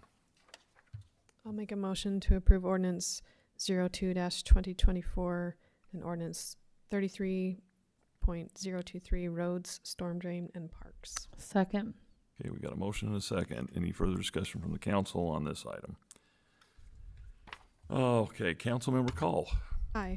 Councilmember Morse. Aye. Councilmember Dixon. Councilmember Saunders. Aye. And Councilmember Schwab. Aye. Motion carries. Thank you. All right, item 16 on here, action on resolution 03-2024, amendment to contract between West Haven City and Joan Toon. So, what this is about, this is something I actually had discussed with Matt before he left regarding, so the numbers for the citations continually are going up. Joan's time is continually being taken because of just the different items that I outlined in the staff report. I believe I put in there regarding the share file. We'd gotten share file so that it'd be so much easier for her to be able to get those videos for Defense Council, because the Sheriff's Department would be putting, just downloading those into our share file. But because they've changed systems, now she's having to upload it from the Sheriff's Department and then download it again. So that's been an increase in her time, besides the citations continually go up. I do not have the numbers for the 2023 year. I did get them for the last 2, 3, 4, 5 years. And they've just, 2018 it was 1,098. 2019 it was 1,401. 2020 it was 1,734. 2021 it was 2014, and 2022 it was 2,720. Of the overall citations that are going through the Justice Court. So because of that, and Joan is paid by the hour, it makes it difficult to budget, because, and I sent you from July 2022 and through December 2023 invoicing, the numbers they go up and down. And so it makes it difficult to be able to budget, because those numbers do go up and down depending on, and it can depend on other things too, because in the spring, she's having to deal with audits with UCGIS and also BCI. And so it just depends. And so the reason why we were making this suggestion was, one,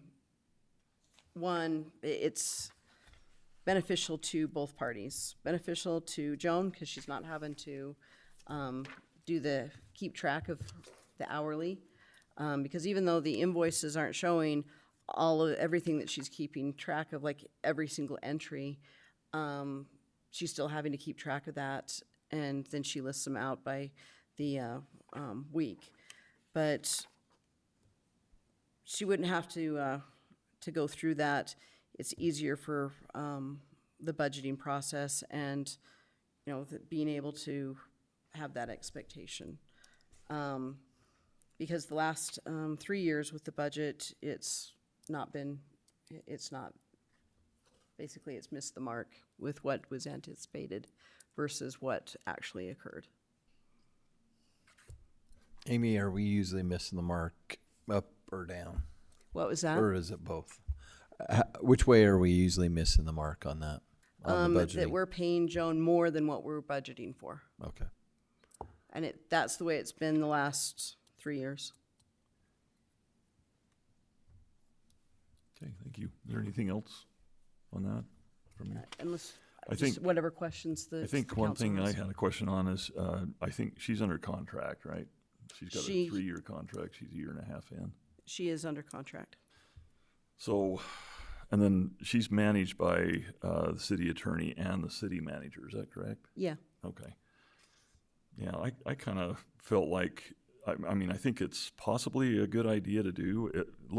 Thank you for sending over the numbers too, because I think that helped, because the average is, it ended up, she was making around I think it came up to 73,000 and some change for the year. And she's part-time with South Ogden too, if I remember right. Is that correct? She's not an employee. She's a subcontractor for them. For them too. They actually, ironically enough, have less caseload going through them than we have. Yeah. I kind of thought maybe this was a good idea, but I also kind of thought maybe it might be a good idea because of both the city attorney and the city manager. We got a new one coming in. It might be a good idea where she's at the mid-contract of her 3-year contract that we look at it, maybe have our new city manager take a look at it too, if there's something he wanted to change or if there was a, potential hire. I know a hire would include benefits and stuff. Maybe she wouldn't want to do that, but just a thought is all. I just didn't see in there that that we had identifiers that she was, contracted with us and where she was at in her contract. Well, the amendment did talk about the contract. I didn't see it in here. Yeah, in the, as part of the packet, there is the contract amendment, that Term of her specifically. agreement. What was that? It has the term of her agreement in here. Restart a 3-year contract? If you look at under, like on the last page, number 3, all of the provisions of the July 2022 contract. And in the recitals, it also speaks of the July 2022 contract for employment. But anyway, that's what I would probably recommend is just maybe take a look at that. So we're not in a huge rush and we're coming into budget as well too, but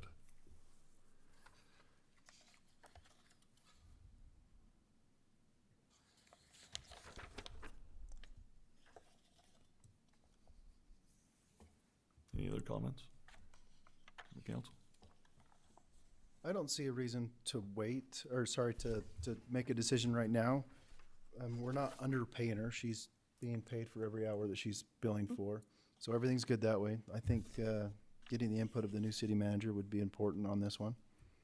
I think it's something we could probably table for a little while.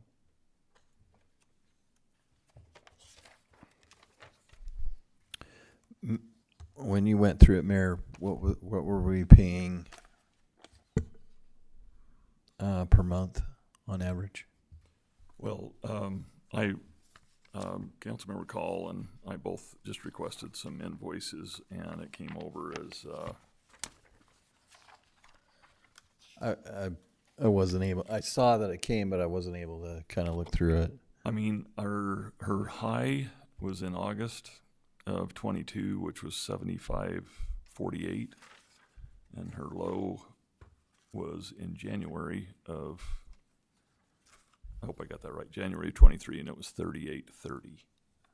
So, and in between there, but I mean, if you put it all together, it's close to what she's asking for. It's within reason. I just felt like, yeah, that's not I don't think that's unreasonable at all. It's just that, she's billing us, or if she is billing us, and I know with legal, a lot of times they do bill for, record keeping as well. But under the circumstance, does she attend the TAC conference? Do we pay for that? We actually don't. We get lucky because South Ogden right now pays for it. Because I know that was another option for her, if she had that as an option in there. But I thought that was good that at this point. But I think she's doing a great job. I just think it might be good to have some input. I actually thought that was a possibility that you guys would talk about that, and maybe that talking to Sean about starting it July 1st, if you approve it through the budget.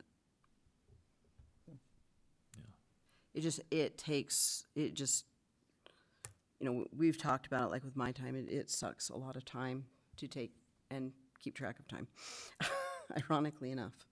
So, but yeah, we can talk about that with Sean. Okay.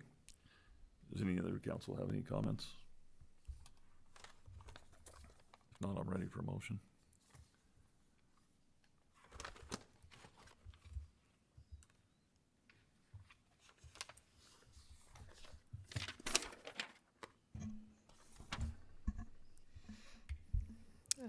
I guess I'll make a motion to table resolution 03-2024, the amendment contract between West Haven City and Joan Toon.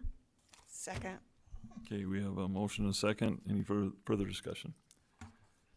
All in favor to table, say aye. Aye. Any opposed? Okay, motion carries. We'll table that and we'll discuss it in the budget. I think that'll be good. Item 17, discussion and possible action on request by citizen to amend the storm drain impact fee ordinance. Come on up. I like your selection in shirts Oh, today. Excuse me. Whoa, you My guys gosh. are like Fall winning. ahead. Yeah, look at these guys. That was planned. Glad we Wow. emailed each other back and forth while we were wearing it. Somebody got the memo. Anyway, thanks for being here. thanks for having me. My name is Lawrence Allen. I'm a property owner in West Haven, and I recently applied for a building permit for a residence on said property, and was a little bit surprised with the bill that I got.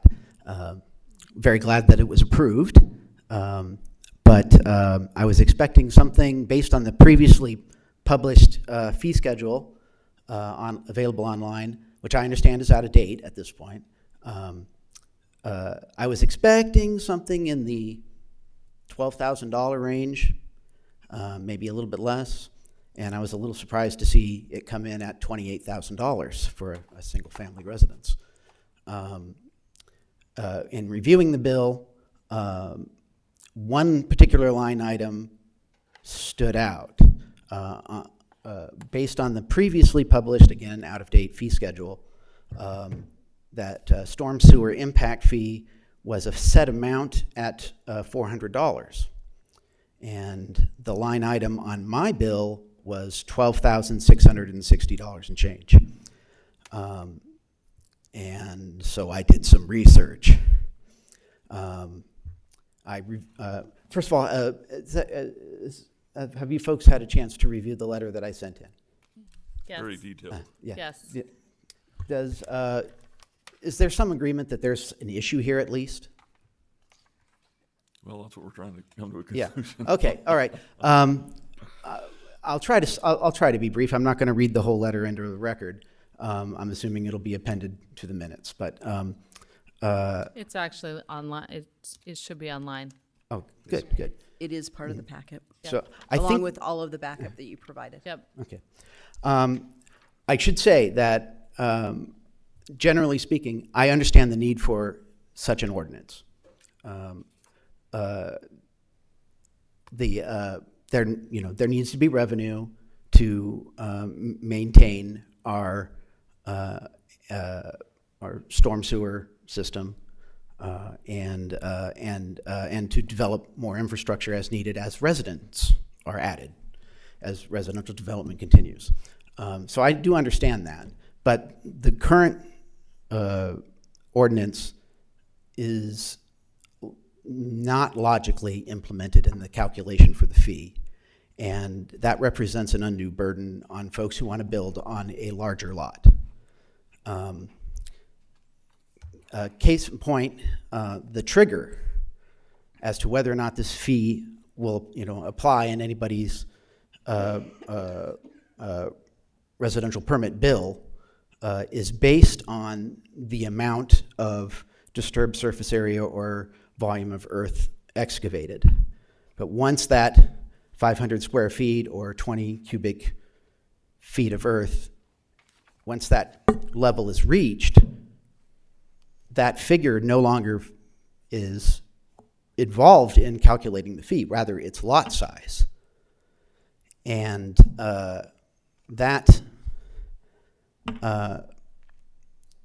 when you consider that the same home with the same scope of construction is billed differently for the storm sewer impact fee just because it's on a different lot size, or that multiple homes on the same lot size, the total fee whether it's one home on 3.5 acres or 7 homes on 3.5 total acres, would be the same fee, that doesn't make sense. Likewise, I spoke to the state. I spoke to a representative at the state and told them about how you guys are implementing this impact fee, and he agreed that that doesn't really logically make sense, and that's not the way the state does it either. The state, when they get involved with stormwater permits for larger subdivisions and apartment buildings and whatnot, they calculate the permit fee based on disturbed surface area, not a lot size. Do you have a reference for the person at the state that you talked to? Yes, that was in my letter. His name, Carl, I think something.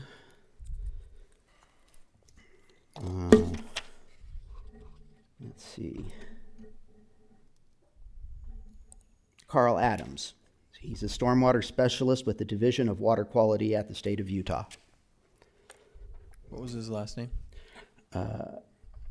Adams, Carl Adams.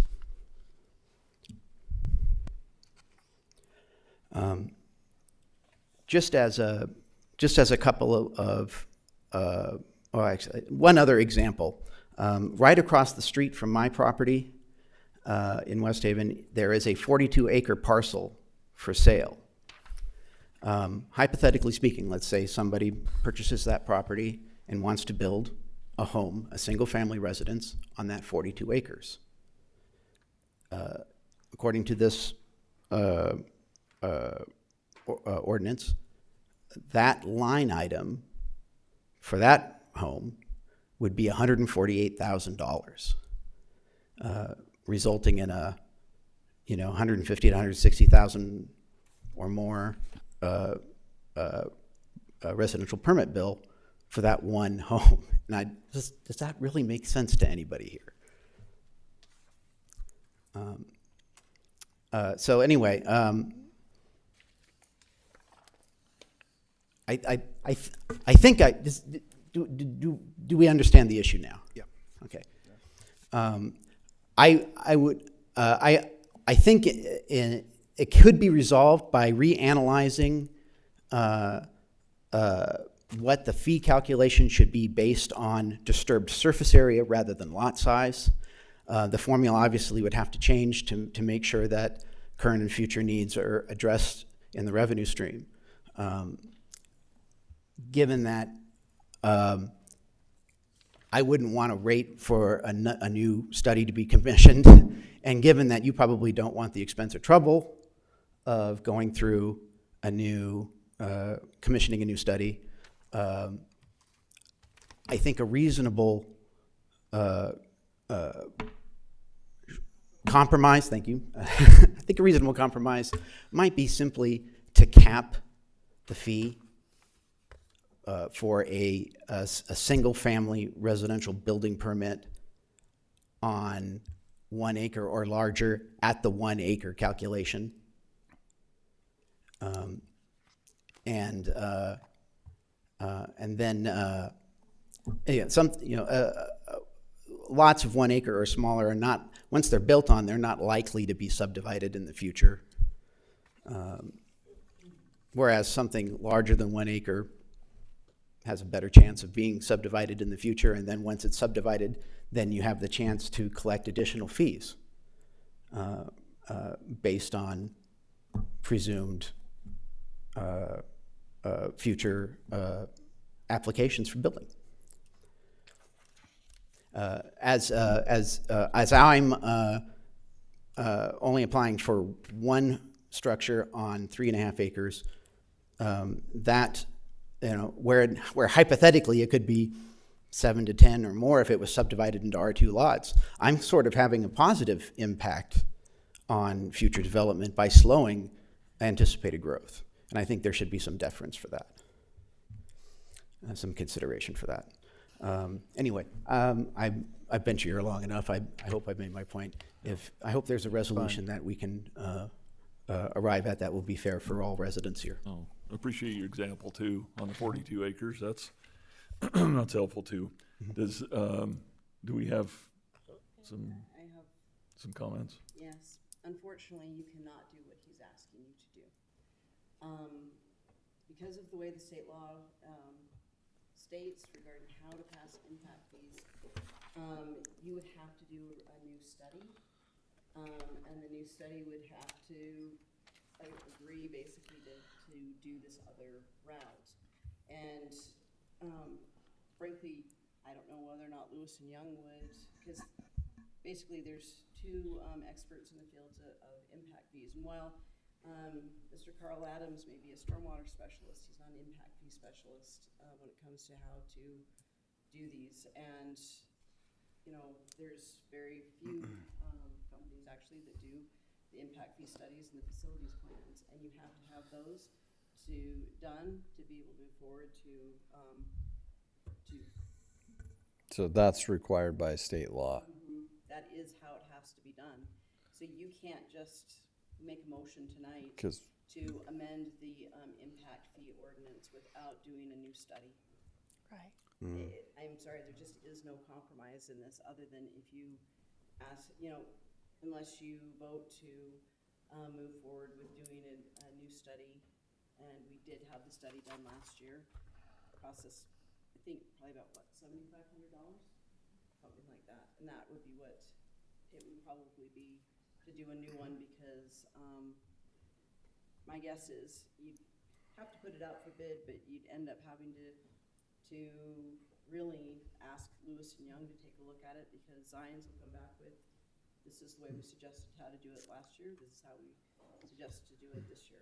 Seems like my stormwater impact fee would more than cover that. Can I ask the attorney some questions? You may. All right. So when we collect these impact fees as they are, is that assigned to the parcel number? So we will never again collect on that? In his example, if they subdivided? I think Ed would be the best. I think I need to clarify a few things for the council. I would love that. I'm not surprised residents get confused. I'm not surprised the council gets confused. And sometimes I'm not surprised why I get confused about Make the sure you stormwater just regulations. Talk into, yeah. Stormwater is regulated basically in three different spheres. One is what the gentleman was talking about when you talk about disturbed services and stormwater permits. That's for impacts during construction. And what you want to do during construction is limit the disturbance area so you don't contaminate stormwater that would get into our storm system. So that is why that's based on disturbed area. Impact fees and utility fees are based on waste or stormwater that is generated, meaning that for future needs, we have to do a certain amount of sewer improvements in the future, and we have to collect that based on how much development we expect to have within the time frame. So the way the impact fee is set up is that we come up with a 6 to 10 year schedule of what we think the projects need to be. We assign the cost, what we think the costs are going to be. Then we assign a percentage of those projects which we think will be attributed to new development versus what is just for existing growth. That would be your numerator of the equation. From the denominator, you have to. It's a little more subjective in trying to identify how much development you expect over that time frame. So the way Zions and these other firms are doing it now, it's based on per acre, because every acre that's not developed has the potential to generate the same amount of stormwater. You need to accommodate, so an acre, whether it's 1 acre, 5 acres, 10 acres, you're going to generate stormwater that has to be conveyed to the system. So you have to have new pipes, bigger pipes, more collection, things like that. Once something is built, people or residents are charged a utility fee. And that's what pays for the cost to run the existing stormwater operations. So our personnel who are associated with stormwater, our permit regulations, operations and maintenance, things like that, that all gets calculated, and then that gets divided by per parcel, but it's based on a ratio of impervious surfaces. So there's an average impervious surface of a house in West Haven, and we would prorate that based on your size. So if say, for argument's sake, the average impervious surface of a house was 2,500 square feet, and you had and that would be, in our case, $3 a month for that 2,500 square feet. If you had 5,000 square feet of impervious, you're going to pay $6. And that money, I said, the city doesn't make money on it. It's just to offset the cost to run and operate stormwater, all the stormwater operations for the city. The gentleman that he spoke to at the state, they're talking about stormwater permits as regards to construction activities and not impact fees. The state does not assess impact fees. UDOT assesses impact fees. Most of the utility companies, like Rocky Mountain Power or Weber Basin Water or the local water districts, they all assess impact fees, as does the sanitary sewer district here in the city also. So the only alternative, if you did another study, it would be based probably on an impervious coverage basis, and it wouldn't necessarily change it all that much, because the amount of money we need to generate to pay for the projects over the planning horizon, you're just going to have a different metric based on how much impervious coverage we think is going to get built. So it's going to be almost the same kind of ratio.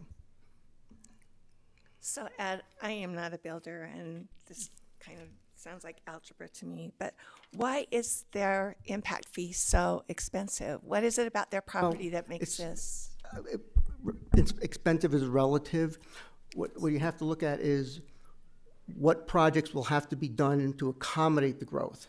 That's the first thing. And in this case, over the next 6 years, we've estimated there's about $4 million worth of improvements that would have to be made. Improvements to their lot? No. To storm systems in general, whether we're upsizing lines or putting new lines in or things like that. That's what the impact fee is based on. Out of that $4 million, about $2 million of it is attributable to new developments in areas where we may have to add new facilities or expand facilities to accommodate it. Then what I believe, and this was done through planning with Zion, they look at the most recent period of growth, and I believe the number, I don't have the number in front of me, but there's something like 2,000 acres in the city, or 20,000 acres that still haven't been developed. But we've been developing at about 100 acres per year in general. So they use that 100 acres per year, put it over the 6 years, so you get 600 acres. So you take the $2 million that we have to collect over 6 years, over the 600 acres that we assume it will be developed, and that's how you come up with a $3,000 per acre cost. So, and in the example where he's saying if there was 4 houses on the same piece of ground, why is it that he's paying the same rate? I mean, I understand some of what you're saying, but it seems like there's a greater impact if there's the impact more. It can or cannot be. It depends on your ratio, ultimately, of impervious to pervious coverage. Every lot, whether it's a field or concrete, will generate runoff. Right. A field will generate 20%, say, the runoff of, say, a concrete. So if there's more hard surface, less of it can. But all the water eventually does have to be collected and transported, and either eventually winds up in a slough or the Weber River. That's mostly where our stormwater eventually does wind up going to. And it wouldn't make but sense. We don't have to maintain the Weber River. Or No, the but we have to sloughs. build the extra sewer lines to get the flows there from areas that don't have adequate storm sewer right now. So it sounds like we're kind of out of line with other cities. How do they I do don't, this? well, it's really difficult to say you can compare city to city because every city's needs are different. Okay. We have a lot of potential development, so we're actually high on both ends of the equation. We have to have a lot more investment in future infrastructure Because we we're don't gonna have build it. out. And we also have a lot more room to grow. Right. So we have to take that into account. If you say, and I don't know what Roy's would be, but, Roy is a fairly built-out city. They don't have much room for new development, but they also don't have much of a need for new infrastructure because it's already in place. So their impact fees would be necessarily be lower. That's the reason why, part of the reason why you have the study done. Well, a big reason why you have the study done is because they take into account all of those different things. And so, and that's what's. And to Councilmember Saunders' point, it's a lot of an art, not a science, a lot of it too, because again, I think on the engineering side, we're pretty firm as to what projects we need and what the costs are. Trying to predict how much development we're going to get a year, that's a little bit more of a guess. But I think that we try to be conservative on both ends, meaning that we try to be as careful as we can estimating the cost so as not to estimate too high. And then we're also conservative of how much we think will be attributed to the new developments, so we don't say 100% of those projects have to be paid for by new developments. So it could be anywhere, in some cases, 0% if it's a project that the city would have to fund regardless of development, or it can be 70 or 80% due to development if you were looking for, say, a brand new sewer line in a road that's never had a sewer before. So I think you sort of do get into, it's one of these things, for lack of a better explanation, the way I'm thinking about it, it's like a bell curve. And the extremes do seem to be the ones that might be seemingly disproportionately affected, meaning a very large property or a very small property, because you really have to try to come up with some kind of standardization how to apply the fees. And as city attorney said, city manager, the state lays out the process of how we do this. So it's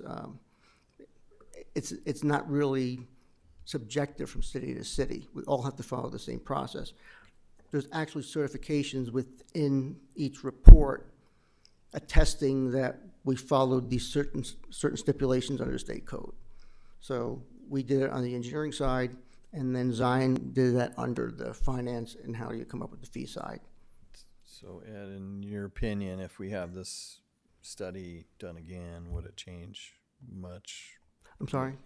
If we had this done again, in your opinion is that it's not going to change the fees? Yeah, very much, if at all. Is that what I couldn't say 100%. I wouldn't say 100% because it's a different metric. But from what I understand, again, and if you would want, I would bring in one of the finance experts to maybe explain it better because I'm not involved with that part at all. But most cities had the metric where it was based on impervious coverages. And then over the past several years, from what I've been told by the finance experts and also looking at what other cities have done, they've all gone to a per acre basis for determining the fees. Would we still be able to meet our needs if this was per unit and not per acre? It would work out to be the same because you would still have to collect the same amount of dollars just based on a different, if it's not per acre or if it's per square foot of impervious, it's still you still have to collect, in this case, the $2 million we need over the next 6 years. So when we're saying that this sometimes is more of an art than a science, especially on the projection, do we have Correct. any? I mean, they're and it's more subjective, obviously, I think, on the planning side, trying Right. to determine what you're going to do. I mean, I thought, they determined that the 100-acre a year was appropriate for at least the next 6 years. And then we would evaluate it, and the count, you have to evaluate it every 6 years anyway. But if the council wanted to and said, can we evaluate this every year? We could. And you can also, you can look back the previous year and say, you know what? We thought we got 100 acres, we got 10. Right. So then the Or fee goes conversely, way we up. got 100 acres, but actually developed 300. So it can go either way. So just sort of that's why you want to try to smooth it out over some window so you're not changing it dramatically from year to year. So if we went with 100 acres, then that might be relatively small, but then when we go back and it's got 300, that's going to make it that much bigger. Correct, yes. fee. Is I that said what if, you're because saying? they could have assumed, say, instead of 100 acre year, 100 acres a year, say 1,000 acres a year. Right. And our impact fee would be $30 instead of 3,000 per acre. But if we don't generate that kind of development, then we're not going to raise the funds we need to build the projects that we think we're going to need to accommodate those projects. Can I circle back to my question? I'm going to expound on it just a little bit. So Rancher Jones owns 400 acres in unincorporated Weber County. That's now West Haven, right? And in that process, he subdivided that 10 times into 40-acre parcels. Was there any impact fees ever paid on any of those parcels during that subdivision? Which subdivision? Just He's just making an one up. analogy, yeah. Well, on the county, I back don't in know. law school again. The county has impact fees also. I don't know what theirs is, but it's based on what the county would project as their What infrastructure. triggers needs. the impact fee? Is it construction? Yes. Okay, so when he subdivided to the 40-acre lot, there's no impact fees. No, the county, I can't, if they're following what everybody else is, the model, they would do it on a per acre basis also at this point. But their multiplier could be higher or lower, again, based on what they think What the infrastructure is infrastructure gonna needs cost are. and how Got it. rapidly they think they're going to develop every year. So One of the ordinances that you just passed states that the impact fee has to be paid with the building permit. correct. So So if I have a house on a 1 acre and I build an ADU in my backyard, am I paying an impact fee for storm and sewer for that ADU because I now have construction of a new dwelling on my property? Or did I already pay for that with my 1 acre when I built the house and you no longer need to pay for it for that parcel Well, because the impact under fee's tagged the to per par- acre, you would have paid for it because you're paying on the Initially you acre. paid for If it. you're paying it per impervious, if you added impervious, then you would probably have to pay that differential. So the way if we you have it added now is to. good for that person that wants to build down the road. Correct. They're paying for the entire acreage. Yes. But there are, just so that it's clear, there are other issues that come into play depending on which provider is providing like water and stuff as to whether or not there's different additional fees. Yeah, we're just talking about But the just city's for impact stormwater. fees, Storm, that's, yes. yeah. This Yeah. is, So like, the water companies typically base it on how much water they assume somebody's going to use. So sewer is the same kind of thing. We base it on it's a flow basis. So, we project that certain development is going to generate, we know pretty much how much flow per household or how much per square foot or something like that. So it's actually easier to define some of those other ones. Stormwater is probably the most nebulous because it's just very hard to pin down. We never know how much rain you're going to get. You don't know how much development we're going to get, and it seems very confusing because it is because again, stormwater is regulated in so many different ways, and it's hard to. Well, that explains why there has to be a study done. So can we suggest to them at this point to maybe go subdivide your property and put the house just on one section that you're going to pay for the permit and the rest of it just stays Is that the A2 loophole? or A1 or whatever? That's the It's loophole. not necessarily, you can call it a loophole in a sense, but every acre would still have the same potential for the same development, so it's. But it wouldn't be it's- triggered unless they decide to build on it or, yeah. Yes, and I believe, think you they know, we both did, wanna I address did speak that. to this gentleman about you have that to, they have to idea, pay to subdivide. Okay. but that's, Is there any other questions for Ed? Okay, thank you for your explanation. Mrs. Allen, were you going to come forward? Sorry, I would like to follow up on what Councilmember Swap was saying, is that if we right now have a 1,900 square foot barn on the property, the way the ordinance is currently read, if, heaven forbid, we have to rebuild that barn, we would owe this $12,600 again. There's also a 600 square foot garage on the property. The way the ordinance is read right now, to get that building permits, because it's more than 500 square feet, we would owe the entire $12,600 again. Yes, one of the loopholes we have is to draw new lines on a map. What we're asking for is that the city do something to make that ridiculous loophole not something that every resident that has more than an acre-sized property has to jump through. We are not touching 3.5 acres. We are not disturbing 3.5 acres. We are not going to be, I know stormwater is different than any other usage, but I mean, we're disturbing 1/10 of an acre of ground. And we already have several structures on and an arena that we are not touching. And yet we're expected to pay $12,600 or go through the process of subdividing our lots, which is literally pencil lines on paper. And we would have to pay that again and again every time we put up another structure for the exact same 3.5 acres when we've already paid it. Okay. Thank you. Thank you. Thanks. I also wanted to comment on your 7 bathrooms. That sounds so great. Again, just real briefly, the ordinance is clear that the reason for it is that previously undisturbed, naturally contoured land, once it's disturbed for construction, loosens the soil, makes it more susceptible to negative impact from stormwater runoff. And to not acknowledge that one home built on whatever size it is, but in this case 3.5 acres, one home built on 3.5 acres is monetarily the same environmental impact as 7 homes or 10 homes, identical homes with 7 or 10 times more earth disturbed, is the same financial environmental impact. Same environmental impact financially is sort of absurd. Right. Amy, do we have the ability to send this? Sorry, go ahead. I just want a question. It gets confusing.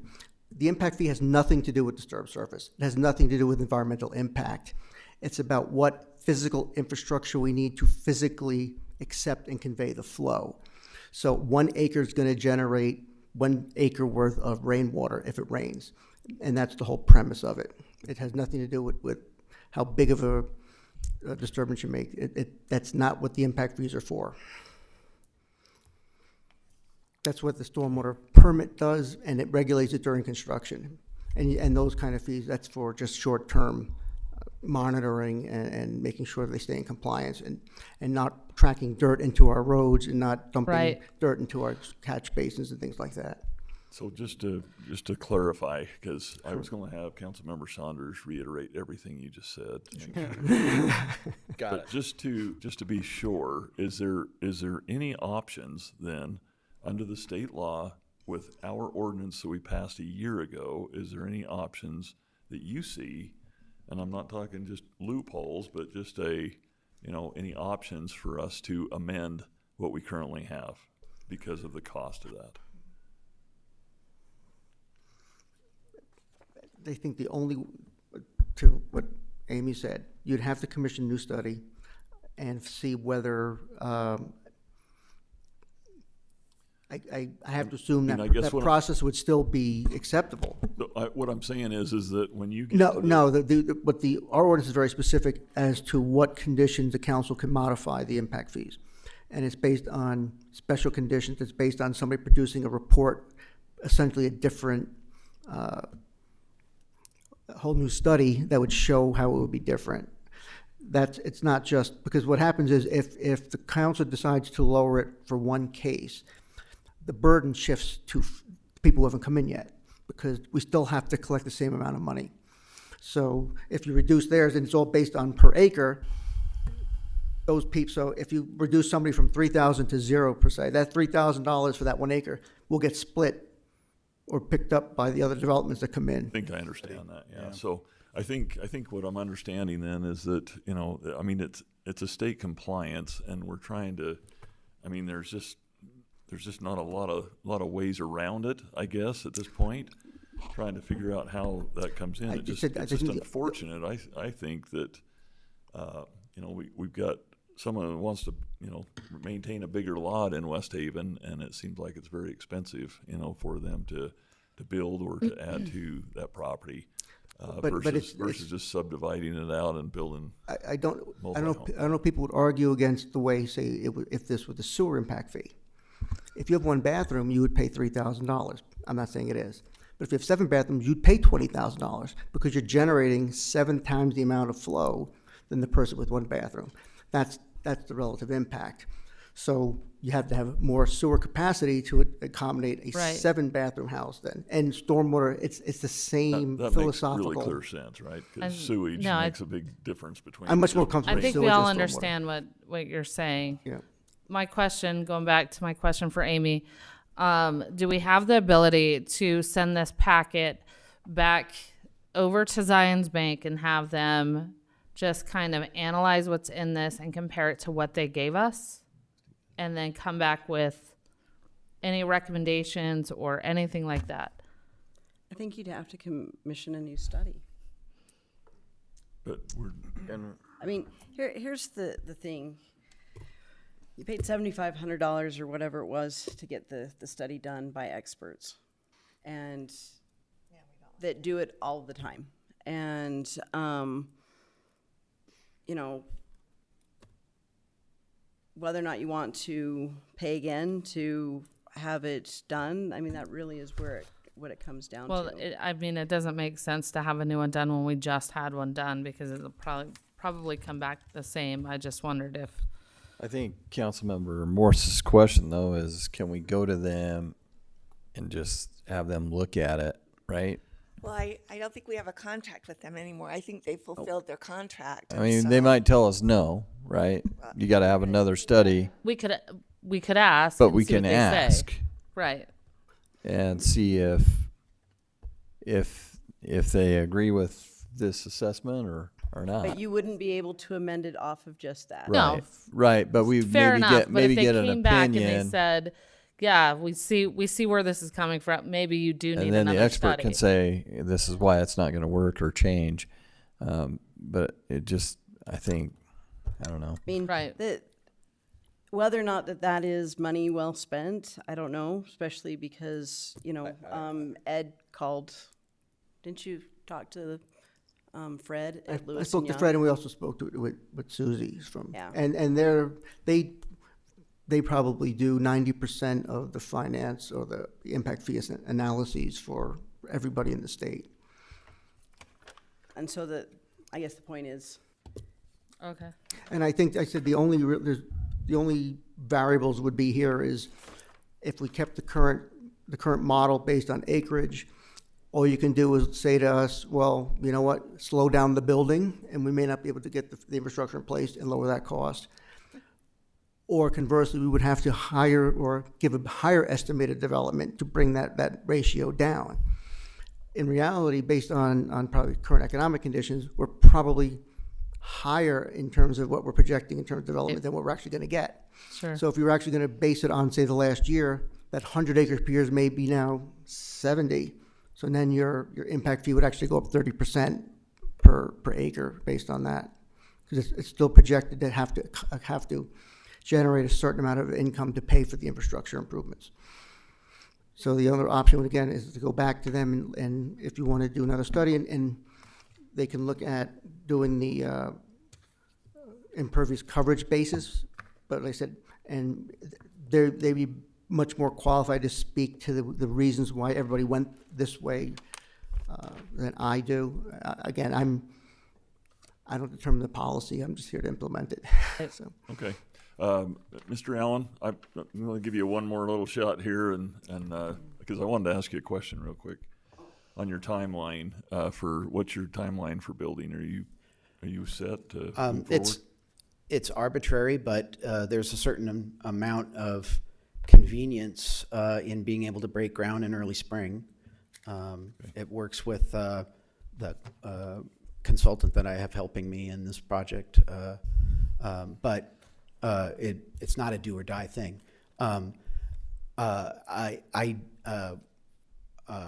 wanted to address the workaround that was mentioned, you know, subdividing the property so that on paper we're building on Right. on a smaller lot. And you know, looking at the dollars, that makes sense. And if that's the direction we go, I guess that's the direction we go, if that's the only way for us to mitigate our circumstances. But given the whole reason for the ordinance, it would that workaround changes lines on a map kept on file somewhere in a county building or a city building. It does not change the property characteristics at all. It doesn't change the scope of construction. It doesn't change the environmental impact. Right. So there is a certain amount of absurdity to spending that extra money to save some money.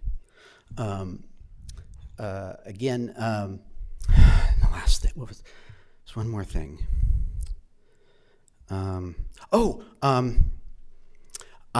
With regard to commissioning a new study or a supplemental study, much of that data will still will be the same. The background data, the growth data, that's all going to be the same. That won't have to be rediscovered. As far as I can tell, we're really talking about looking at the future needs versus the formula used to calculate this impact fee. If you correlate the impact fee based on disturbed surface area or actual excavated cubic earth, you will more accurately tie the formula to the growth, and it will supersede the problem of collecting this impact fee multiple times for the same property.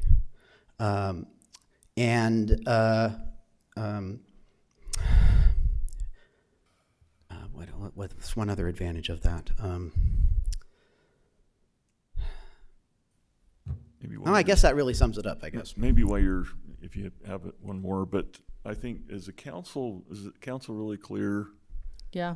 for direction? Do you feel, do we need more time to look through this, or do you feel like the explanations were clear enough to make a decision? I think it's clear. I think Same. doing it by unit is better than doing it by acre. That would resolve this problem right here if it was just But you're not the expert. That's the problem. right. And I've looked at a lot of these cities, and they are based on unit, not by acreage. When I looked up, and some of the ones that he listed that didn't have ones, I found them. They're there, and they're based on units, which makes sense to me, right? I'd be in the exact same situation if we're going to put another barn on our property. I sit on 3.5 acres of land, right? Well, it's like a 3 acre and a half acre parcel, so maybe I put my barn on the one, but it's the same situation. It doesn't make sense, but I understand that we've had the study and this is where it came from, and what Ed is explaining as we're planning for the future. We're all paying into the system, even if we're not using the system. I don't have a storm drain on my road. Well, I just want to clarify, because one of the options is to table to review more, but I just want to check with the council on what direction you want to go.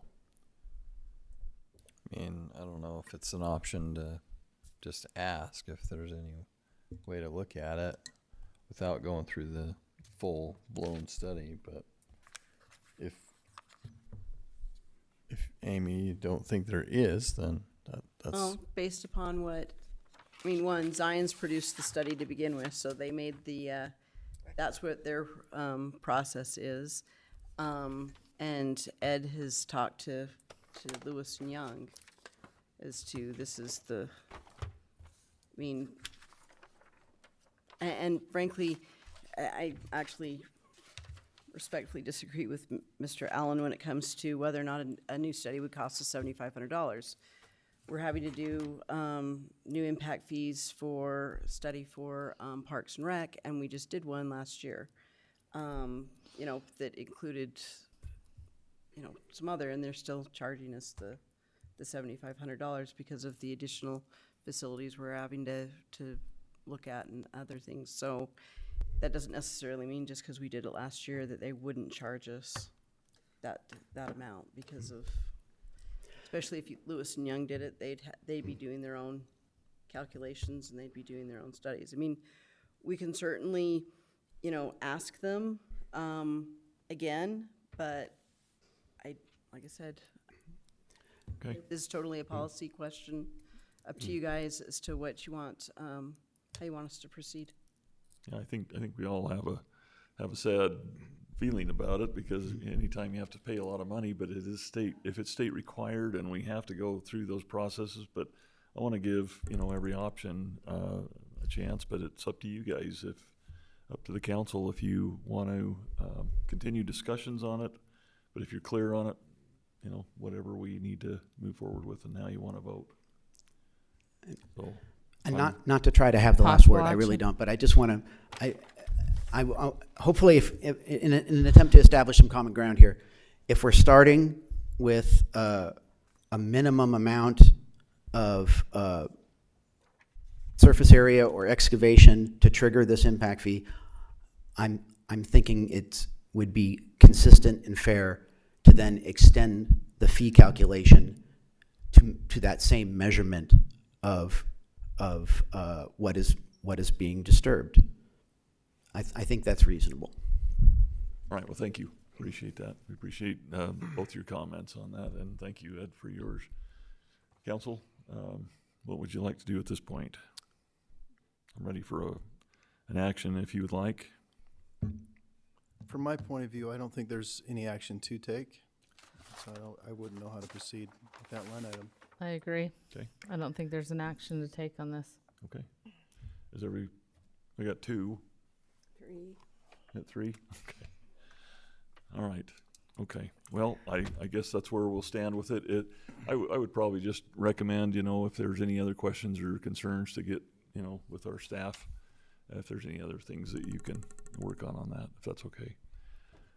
Thanks, though, for your time. And I hope that at least we tried to understand it and make sure that everything was good to go the best that we could. All right, we'll move on to item 18 for adjournment. Move to adjourn. Second. Okay, got a motion and a second. All in favor, say aye. Aye. Any opposed? All right, this meeting is adjourned. Thank you.